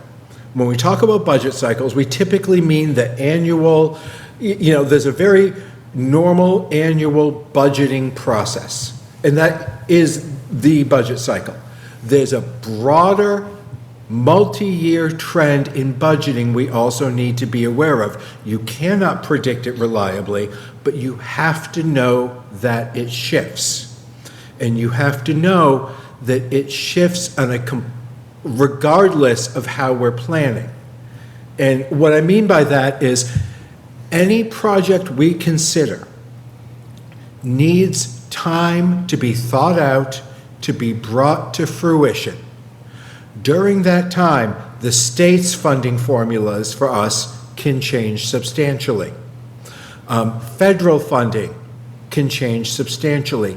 Grant availability and everything else can change substantially. I mean, both for the better and for the worse. So when we talk about what does the town have the fiscal appetite for, we need to understand that we need to be aware of costs 100%. But we can't look at it and say, but this was just defeated. Because anything we engage in is going to take us at least a couple years to put together, do well, and get before the voters. And in that time, we're going to be looking at different state funding, different federal funding, other options. My opinion there, I think anything we design needs to be thoughtful and needs to be able to be shelved for a little bit if need be. Just because we do all the work and we're done, like if we're done by May 2028 and we have a great plan, that doesn't mean we're presenting it at the very next town meeting. I think we have to be thoughtful that we've got this. And we have to also take into account and maybe spend a little bit more, and it shouldn't be more than a little bit more, to make sure that those prices we have can take into account future costs. So that once we have a plan, it can be presented at the right time. I think it's also imperative, Tony's gotten to this, I've heard other people get to it in different ways, you need a holistic communication process. Town government has suffered, and town government in terms of sitting here, in terms of the schools, in terms of everything, has suffered because we're not that great at communicating a whole plan to the voters.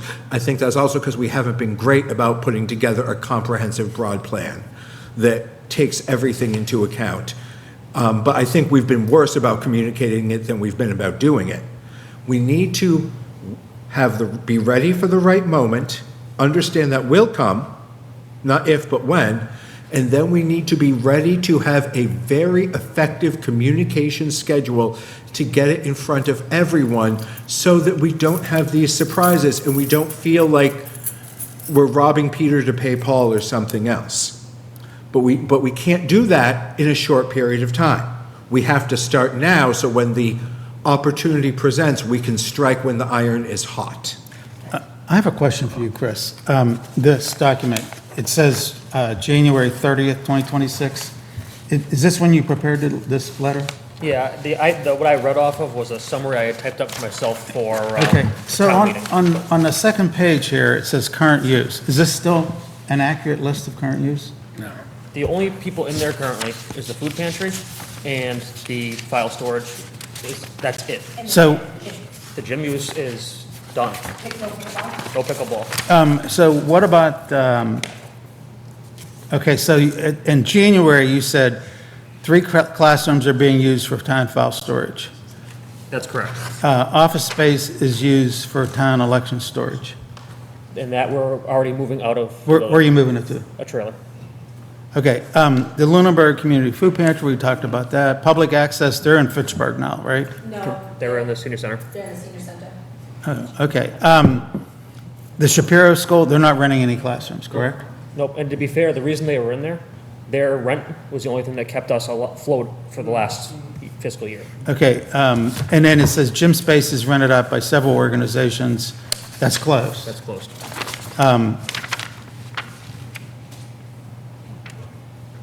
So really, what we're looking at is storage for town files, storage for election. No And- no more elections. Well, but it's going somewhere. It will not be at TCP. What, it's going some, and what's that costing us? And what's the permanent solution to that? Those are the questions that the committee needs to answer. The permanent solution to the storage is the trailer. The trailer is the permanent solution for the storage. How much is that costing the town? And where's the trailer? The trailer's a mobile trailer that we've purchased, It's currently parked at DPW. so can be hooked up to a hitch and transported to the school when it's time to vote. So the schools are now the place of vote. Yes, we actually amended the calendar several months ago in anticipation of this, because originally, we used to historically have voting day off of school. It enabled us to share like professional development costs with other districts, but the proposed calendar for this year actually had school on that date because we got a lot of questions about why it was off.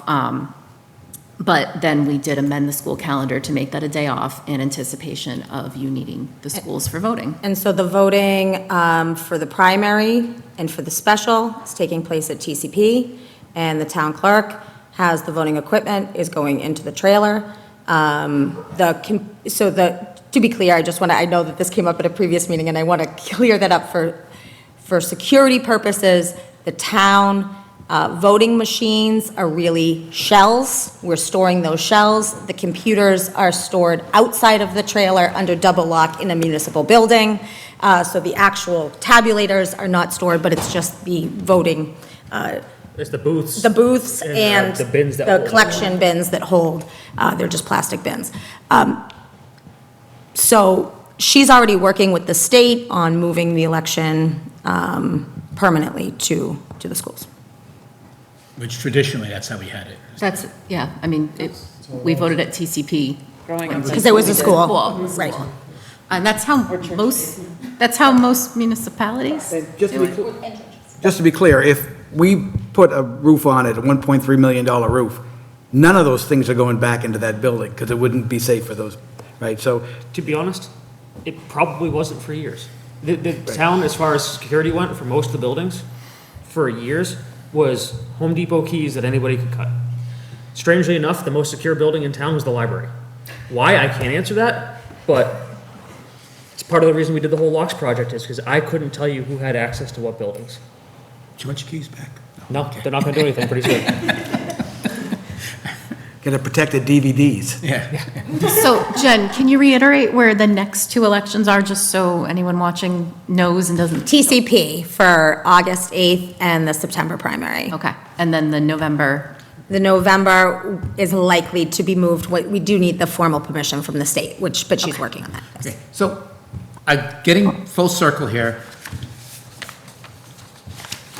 To save a section of TC Passios for future, nothing would happen, the next chance to vote or appropriate funds, we're looking at March?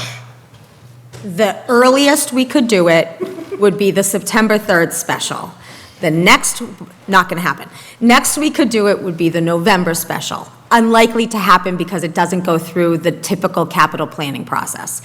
So unless there was an emergency and we were putting on a roof in an emergency situation, it would go before the capital planning committee and would be either included or not included as part of the capital plan for consideration at the May town meeting in 2027. Which is where it belongs. Right. 'Cause it's part of what's most important to the town. Do we need this, do we need that? The capital committee does that, that's their function, so it makes sense. All right, and the proposal I would like to see is if that was happening at that point, we would have to be looking at not just the roof, but other functions to be able to have a function for that building, right? Just because you can't just save it as just, So I think that, I don't think so, because you are now at a major borrowing, with no plan. And so this is just quite literally a Band-Aid of a roof to buy time to make decisions around. I keep hearing us come back to TCP. It's entirely possible I misunderstood the discussion we just had, and I recognize that. But my understanding was we went around the table, it wasn't a vote, I understand that. But I heard a couple instances, I think, of maybe we could justify it, putting a roof on, and a whole bunch of, its time has come, unfortunately. If that's the sentiment in the room, why do we keep coming back to talking about what it would take to put the roof on? I guess, I'm sorry, so actually, you're absolutely right. I'm looking at it as I'm looking to have a consensus of what am I bringing forward? Am I bringing forward a save as a Band-Aid, or am I bringing forward the proposal of a demo and we have a beautiful piece of land? And that's the whole thing. Go ahead. I think we should go right back to the charge. And it's pretty much three parts.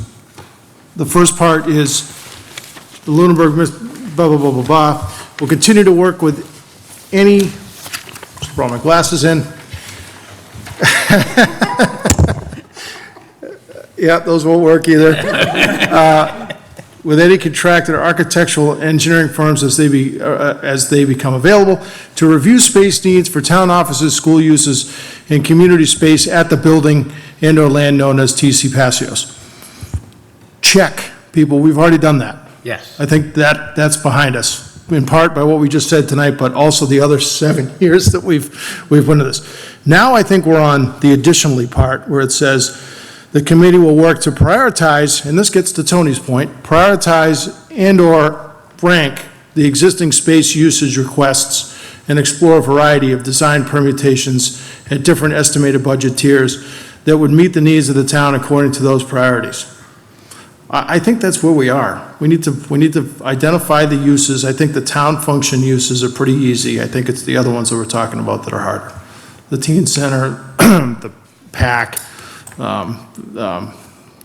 food, community space, the food pantries of the world, those are, and then the third part is that the committee is free to analyze and discuss, investigate other town-owned buildings and properties and their recommendations, blah, blah, blah, and on and on and on, which gets to the master plan of how we're gonna get, so it's like, look at TCP, assess the needs, and master plan it.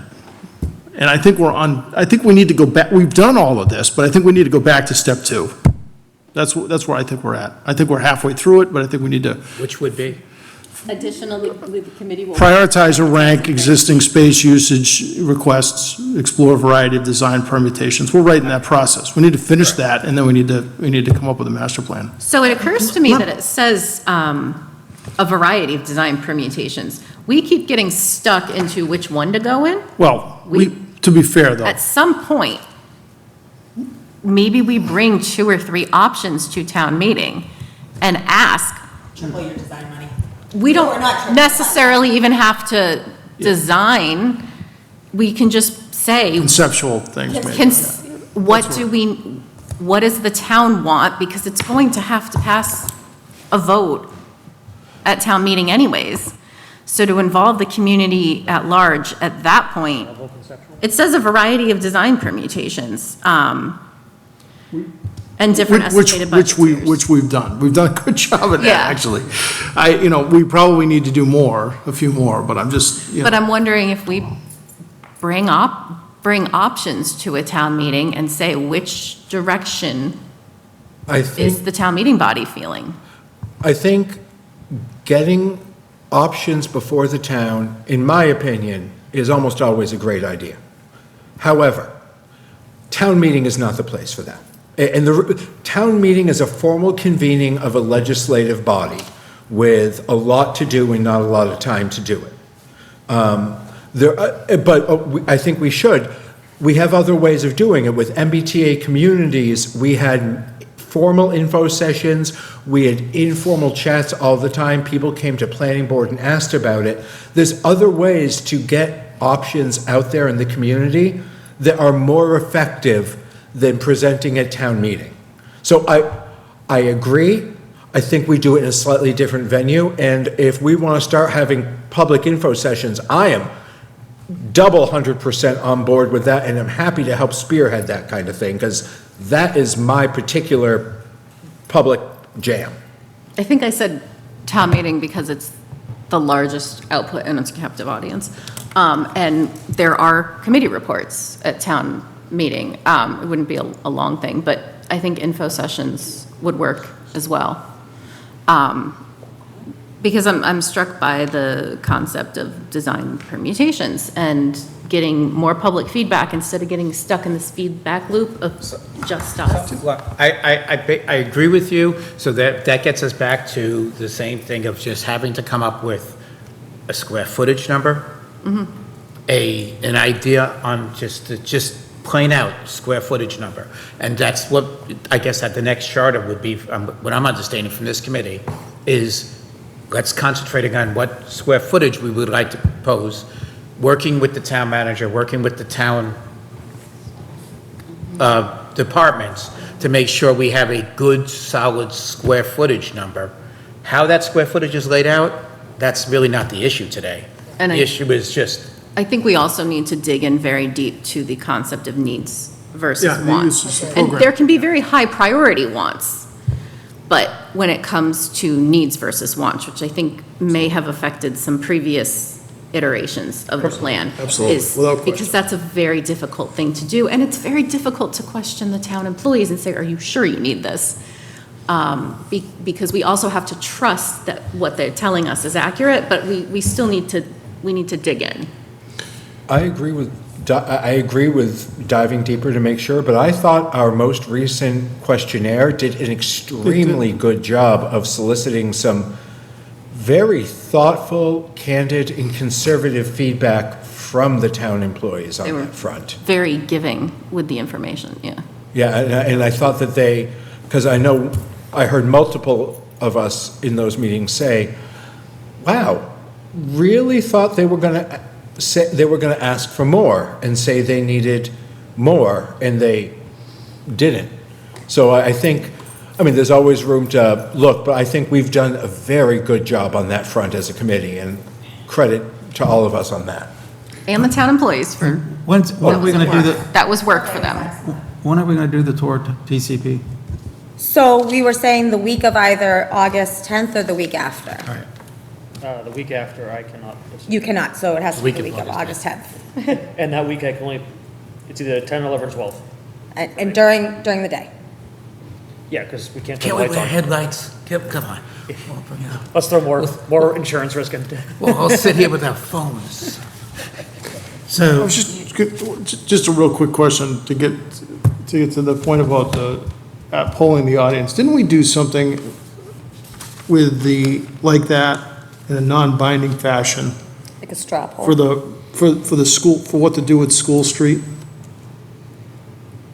Mr. Alonso, do you remember? Didn't we do like a non-binding poll the audience town meeting type of activity for alternatives that we had raised for the disposition of School Street? Was it at town meeting or how? Okay. It was, Do it at the election? they did it offline, No. they just filled some out and dropped it in a box. It wasn't like a presentation. I think it was an actual question. Was it an actual question? Question at town meeting. They did recently at the library for the old gas station. They had it, Yeah. and I went to it. But it wasn't a town meet, it wasn't a town No, it meeting. wasn't a town I was meeting. at It was specifically a But it town. was advertised, you want to go, you want to I see mean, it. Laura was mentioning town meeting, and that, I think, it came into my mind, I thought we had done something like that for School Street, but anyway, just a thought. if we don't look at a broader plan sooner rather than later, we got another building that's left behind, and that's the Brooks House. And the longer we go with the Brooks House, the worse the story about condition will be. And I think that, there's been a fairly significant effort that was placed by the APDC and others it says the Brooks House, there's no use for the Brooks House, you know? And I don't want to talk about that tonight, other than to say, we need a broader plan, you know, this committee needs to look at all of the things, all of the pieces. And I don't think it's an insurmountable task based on what the town's inventory is for buildings and which ones are potentially candidates for debt excluded financing sometime in the future. I don't think that requires a planner, a contract planner to do, because this town has a really bad record with hiring contract planners. But I think it's something that we could do as a committee, Renee, and I think that it's not too late to say, let's start that holistic planning process. I agree. I want to clarify that I was talking about you'd need somebody if you're trying to do it on a contracted timeline. Yeah. If you're trying to do it very on short order to come up with that plan in a couple months. I think you could, because there's not that many buildings. I mean, Who's doing your cost estimating for you? you could use. The committee's going to do all your cost estimating? We could. I mean, I'm not talking about doing cost estimate. I'm talking about saying, what's the need? Like, I don't know what to, like, when we did the master planning process, I called people and I said, what do you think you're going to need? And some said, I don't know. And some said, you know, I think we would need this. And I think that work can take place, and you can come up with a prioritization list that you could test in a public environment. the reality of a prioritization list in municipal government is it needs to be coupled with that funding estimation, because my top priority could be a $50 million building, and we might not have debt capacity or borrowing capacity for that, right? Like, so it cannot be disjointed from the estimates. The only $50 million project you have lying ahead Schools. is the school. That's correct. But there's only so much borrowing capacity. Yes. There's only so much borrowing capacity, so we can't have a $50 million borrowing and a $5 million borrowing and a $6 million borrowing. Let's not do anything. No, but hold on, because I think that is important, because in looking at the needs, you have to be looking at the costs together. I don't debate that, but you got to first say, what do you want? And then you price in what you want to see what. Right, and so what I'm suggesting is this committee can't do that in several months. I think it could. Okay. And the alternative is not good. The alternative is you say to the voters, well, we don't have a plan. So if I may, I'm going to quote my favorite fire chief here. I think we're in analysis paralysis. How much money do we want to waste on TCP till we make a decision? That's the question we're asking. I don't want to waste any money. I think it's pretty clear that the majority of people here don't want to waste any money, and so I don't know where it goes from there, but there's a couple of people here that still want to fight it, but I think the majority are saying tear it down. Tom, I don't want to fight anything. What I want to do is that I want to do an analysis. You know, like, let me just give you an example. We've been talking about this for a long time. Everybody agrees, so we can talk about it more. I mean, it's free time, but. In the Lunenburg Municipal Building Design Committee, we were supposed to look at the Brooks House. And you know, what we heard was, there's no parking, no parking, no parking. The fact of the matter is that there was parking. You know, so the facts were on my side to say we should be doing something with with the Brooks House. And I'm not here just to be an antagonist. What I'm trying to do is to say, let's do a plan. Let's look at things, you know, in a totality, you know, like, let's look at all of the buildings we have. We know which buildings are going to come up on the list first. It's going to be Turkey Hill. We know how expensive that's going to be. So I'm not trying to be an antagonistic person here. What I'm trying to do is to say, let's have a plan. And I haven't heard any embracement of, let's have a plan. Actually, I think you're wrong. They'd have to disagree. They think the sentiment is to have a plan, but we wanted to know what we were planning about more than anything else. And, you know, to me, the Brooks House, I felt like a decision by this committee was made, that the idea is that we didn't feel that any town functions could go into the Brooks House. Therefore, we're passing it back and saying, we, as the Building Design Committee, to the Board of Select Board, we find no function for the Brooks House for the town. Do with it as you wish, type of thing, and bring it to whatever you would like. But that's the charter was for us to look at what could we possibly put in the Brooks House. We talked to everybody we could. Nobody stood up and said, oh, I'd love to have that as my office, or I'd love to use that space. So therefore, no town functions go in there. I think the decision the Brooks House has made. What is the decision? The decision To tear it down? No, the decision is that we're telling the select board that we see no town functions going into the Brooks House. For now, it's up to you guys to decide what you're gonna do with it. It's not up to the building design committee to decide to say, oh, you should sell it, you should make a house, you should do this, you should do that, or anything like that. That's not us. Our thing is to say, this is the best use for that building. And the best use for that building is not as town functions, is not as any kind of community function.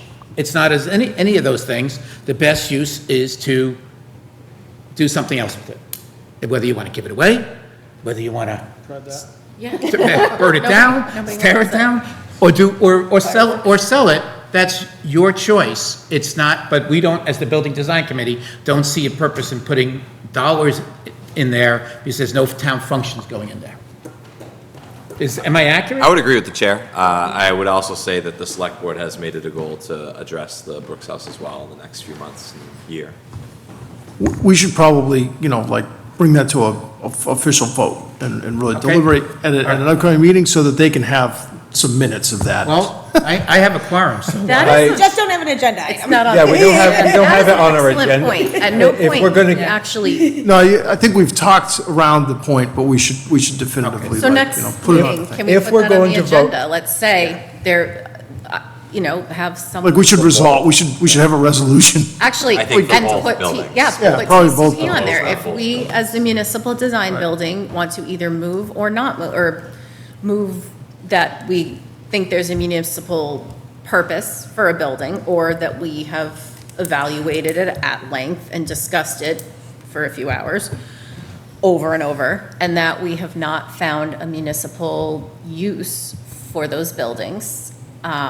But I think Greg is very right in that we have not actually voted on this. But to Tony's point, we should do that after a discussion about the uses. Okay. Because we really do need to not put the cart before the horse.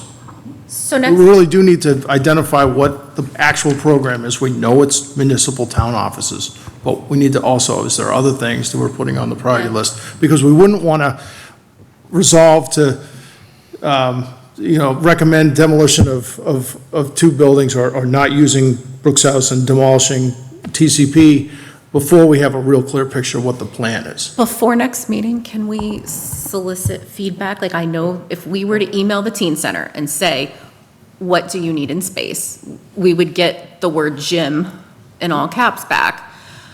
And So if I can just like the food pantry, the teen center is not a municipal. I know. Right. They. We know. We want to know what they said. It gets wrapped. We have that information. We spent hours, So I think. and it might next be meeting- slightly different now, but we do have that information. But I think next meeting, we should discuss wants versus needs of municipal things. Like, very high on the wants list is another gym or recreation space for people to use even during the school day when the gyms are unavailable at the school. That's a very high need. Pickleball, the yoga programs, the senior center, the rec center, that's a very high need. A very high want. I would not put it as a need, but I would put it as a very nice to have, high priority item. And I think there's other things like the meeting space, I know was a priority that we've talked about, that this committee before me talked about when it came to this building. And there is a need for more meeting rooms, because the library is very often booked up. So I think next meeting, if we could have a discussion like that, where we make an official document and list out what we think we're going to want in space, and then we can assess the buildings and how well they can meet up the space. Which is why the decision to not put a new roof on TCP is not an super easy decision, because that gym is necessary. I just don't think the building's at the point where we can. Dave, if we talk say- about the Brooks House, make sure you bring copies of the warrant that said the select board should come up with a recommendation, and the report that was done by Michael Ray Jeffries for the May of 20, Do you not have it? what? Can you email that to me? What? I don't have it. I don't have it. There should be some official records because it was part of the briefing package for town meeting. Can you send it Annual out town meeting. before the meeting? I'm not sure I even know. And there was a warrant, and there was discussion associated with the warrant at the November 2024 special town meeting about the Brooks House. Can I ask you to put a? I'm not clear of what you're asking. I'm trying to What- get documents. I want all of the information associated with the warrant that the town citizens voted on and approved in November of 2024. I want the language of that warrant. Oh, that's available, all the warrants are Yeah, online. so that's what I'm saying, is that, let's make sure that we have that before us. And I'm not sure where the report that Michael Ray Jeffries did, that he presented at the May 2025 town meeting. What do you mean, his PowerPoint? Yep. Oh, I have his PowerPoint. You think you have that? I definitely have his PowerPoint. Is that something we can get through in one meeting?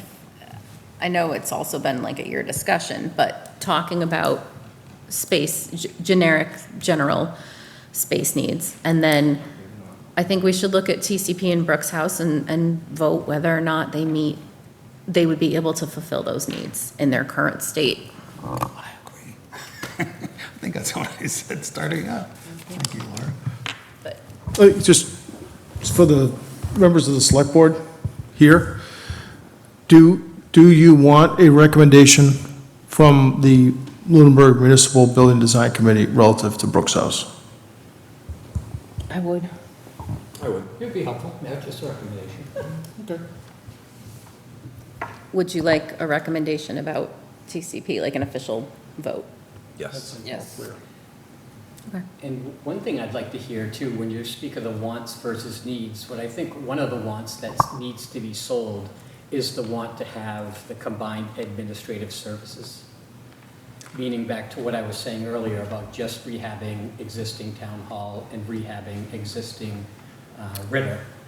That's gonna have to be sold to the voter. You mean the combination of the two Right. buildings? Correct, as opposed to having divided services as we do now. Because I actually had the exact same experience that Chris did, except Board of Health. And I ended up at the Board of Health, and I never once again came here for the Board of Health. I think that it's more, I think that that's really underselling the issue.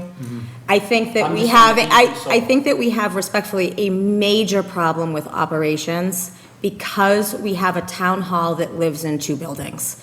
We do not have, these are functions that are typically housed under one roof.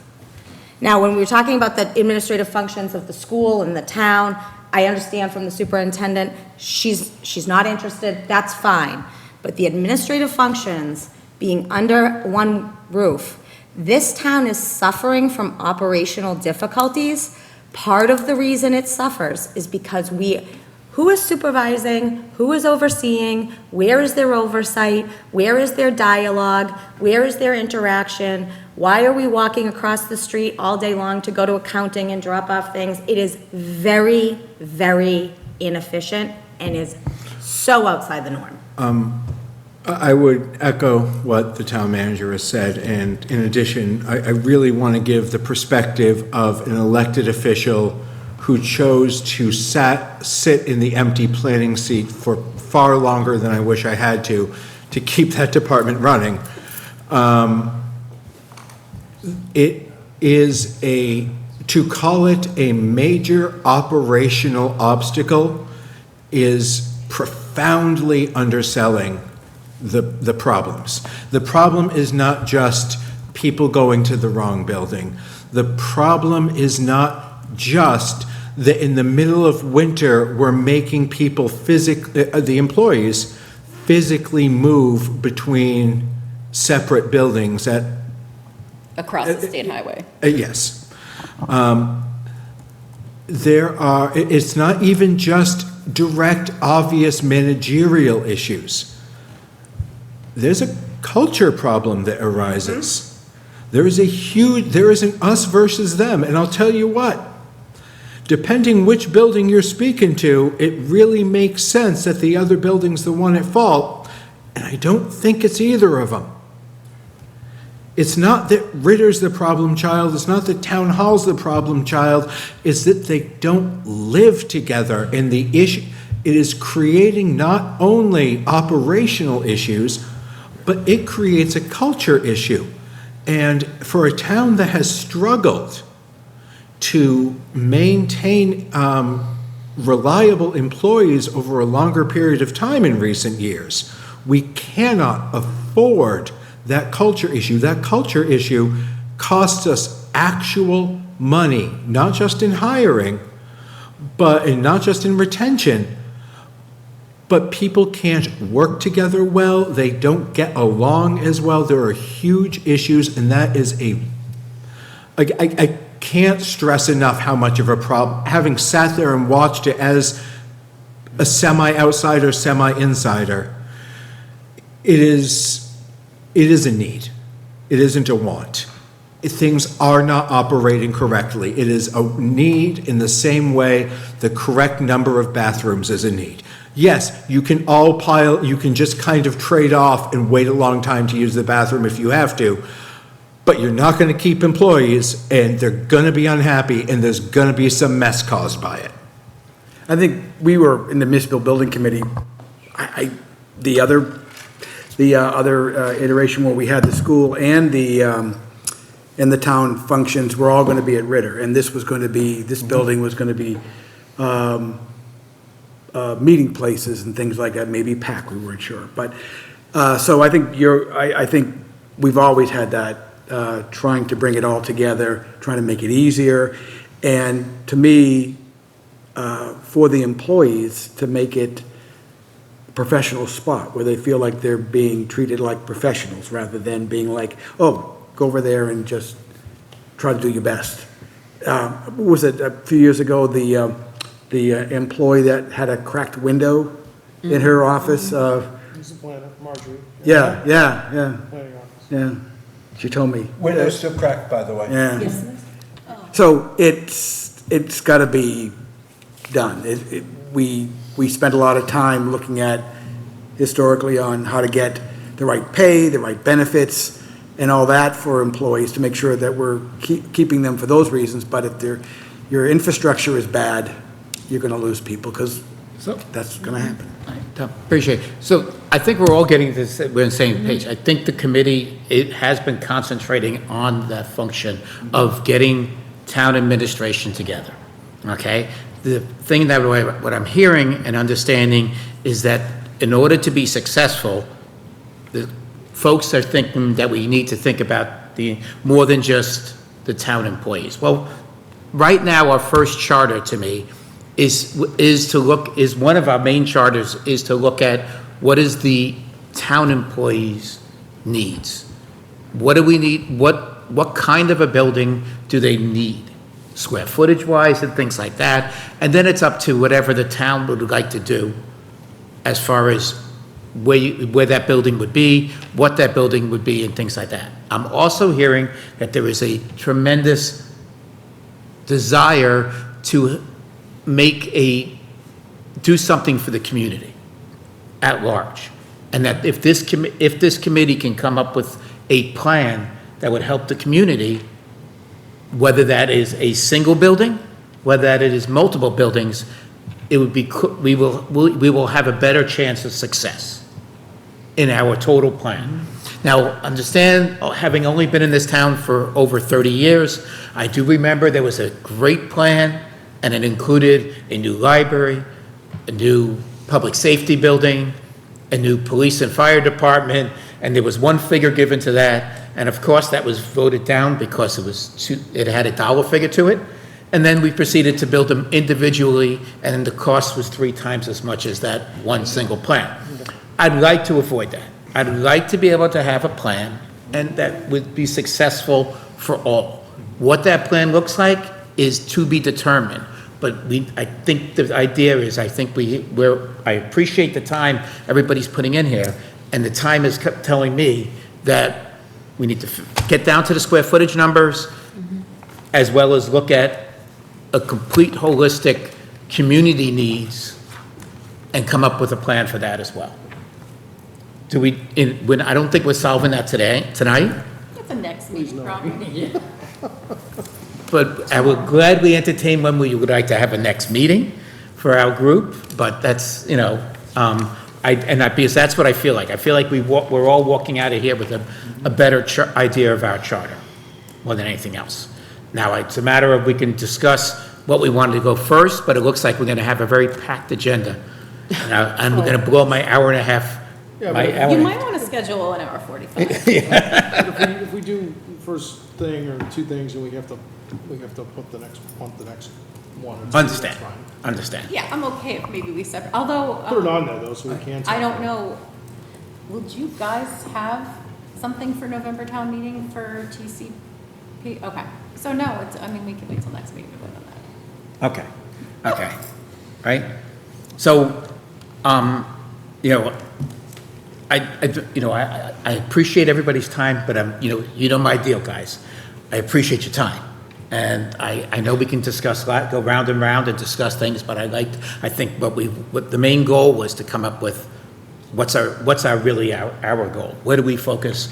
Where do we put our strengths? Where do we put our time? And I think I do believe we have a much better plan. Would you like right to now. set our next meeting, or do you want to just email us and tell us? No, I'd like to probably set the next meeting, your first and third, or second and fourth? Second and fourth. Okay. That's the 10th and the 24th. Of The 2nd and 4th August? of August, the Monday, the 10th and the 24th are planning board meetings, Mhm. starting at 6. That's correct. So the 10th and 24th is. 3rd and the 17th. All right, so I'm going to start with, I don't want to delay, everybody's got it hot on their mind. How's the third look for everybody? I can do the 3rd. I Yes. can't, but that's okay. I can Okay. do the third. Well, The 3rd of August? do I'm folks, also not here on the 17th. okay, but do folks like the 5:30? Not at all. I cannot stress enough how poor a 5:30 remote meeting is for my life. I can do a later remote meeting. I can do in person at almost any time. My house got people in it. Understand, and I understand that. We picked 5:30 because at the time when we were having the meetings, everybody was going to another meeting. right? Yeah, That's that. so the 5:30 is convenient only because I can get to all the other meetings because you're very good about ending by my next meetings. Right. Because I got a lot of them. Okay, but is Monday a day of meeting for you? No, it's not a day of meeting right now. Okay. I don't know what the school. So I'm okay with a later meeting on Monday. The How 3rd. about a lunchtime meeting or an early morning meeting? That doesn't, unless you're going to do 7 in the morning, folks do have to work. August 3rd at 6, is that good? All right, even do later, if you want to do later. I mean, you folks can enjoy family time and then, You and I need to get to bed, Are we considering? The 3rd is next week, just to give you the heads Oh, up. And then also, Yeah. there's a band concert too, Oh, yeah, no. that night itself. How about the 17th at 7? I'm not available on the 17th. Okay. And then we're into the week of, So band concerts is what time? 7. If we have to do 5:30, or frankly, if we as a group are open to meeting in person rather than on Zoom, I personally think we're way more effective in person than via Zoom. I agree, I'm not a Every Zoom meeting fan. is more Okay. effective in person. So I guess it would be, I'm okay with 5:30 on the 3rd, and I'll find a place to meet. Great. Whether it happens to be across the street, does it have to be in a town function? It As long as- actually has to be in a town building. That's in the. Library, Ritter,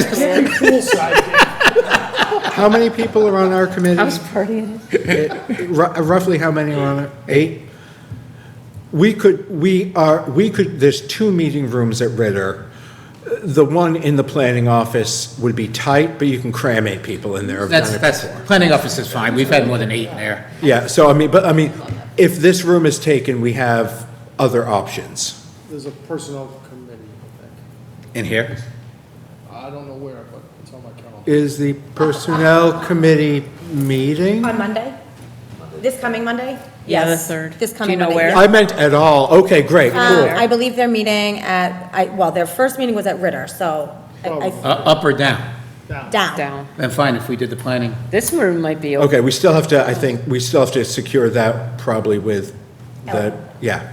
Yeah, Like, I think she still controls that, but yes. she does. Great. This room may be available if planning board's not using it on Monday. On the, I feel like there's another group that uses this on Mondays when we're not. No, not always, because I've shifted our meetings. Yeah. This room might be available. Yeah. Check and see. Okay, okay. Can we have a Zoom option in case I'm driving home, I can Zoom in? Yes. Yeah, at 5:30, I could try to zoom in, but I'll still have the 2 kids with me by myself, so. Personnel committee might be at 7 o'clock. You guys want to see the chaos of that? Public access is probably. I understand there's an age difference.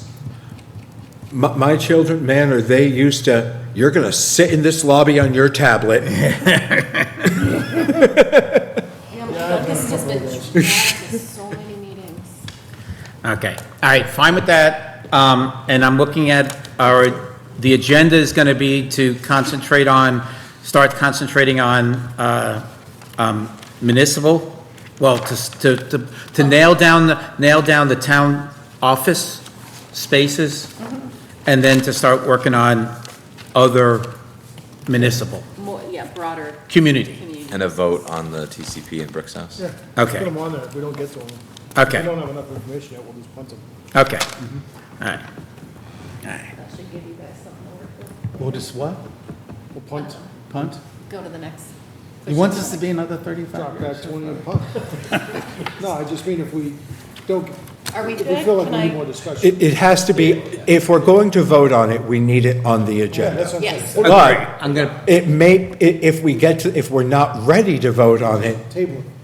we don't have to. We But can it has to table be it. on the agenda to be. I will make sure it's on the agenda. I'll have the agenda out tomorrow. Okay. Okay. Are we good? And, Uh, okay, it's 10 PM. Can I give a motion to adjourn or? You're welcome to give any motion you want. You know my deal. All right? I know. Do I get a second? I'll second. All right, go for the vote. Yes. All in favor? Aye. Anybody opposed? All right, I close this meeting of the Lunenburg Municipal Building Committee, Design Committee, All right. LMDC. How's that? Yeah, you rename it. Something, an acronym Yeah. that, You're the one who names. I didn't do it personally. Yeah, I know, Building Yeah. committees, like other towns have. We have public comments. Stella, is there any public comment in the room or online? Make a comment real quick, if that's okay. Yeah, sure.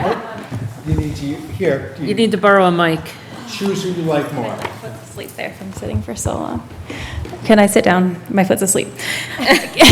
Kim Duffy, 1479 Mass Ave.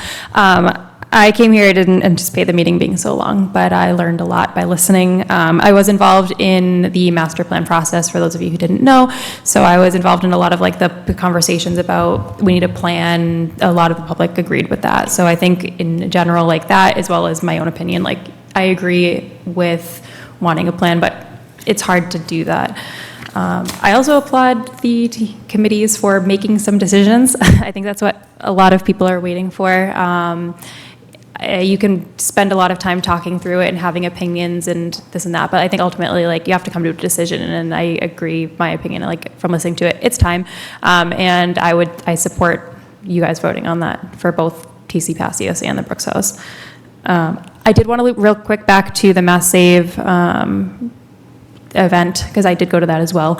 And one of the presentations about the full electrification, there was one that recommended not to do full electrification of like one building, but to do partial for across like multiple, because that ultimately ended up being better. So I just wanted to kind of put that seed in there of, you know, maybe not focus if it makes sense. Like obviously do it where it makes sense, when it makes sense. I don't think it's something that's like should be the primary driver of a project, but it's something to utilize, you know, as a benefit, because there's, you know, a lot that goes into it. But I I think that's all I had to say. I'm tired. Thanks. So thank you. Thank you. I'm not seeing any hands raised online. Any public comment from town manager? No. From the board? Okay, Brian, you're up. I'll make a motion to adjourn at 10:03 PM. Second. All in favor? Aye. Aye. We are adjourned. Thanks, everyone. Okay.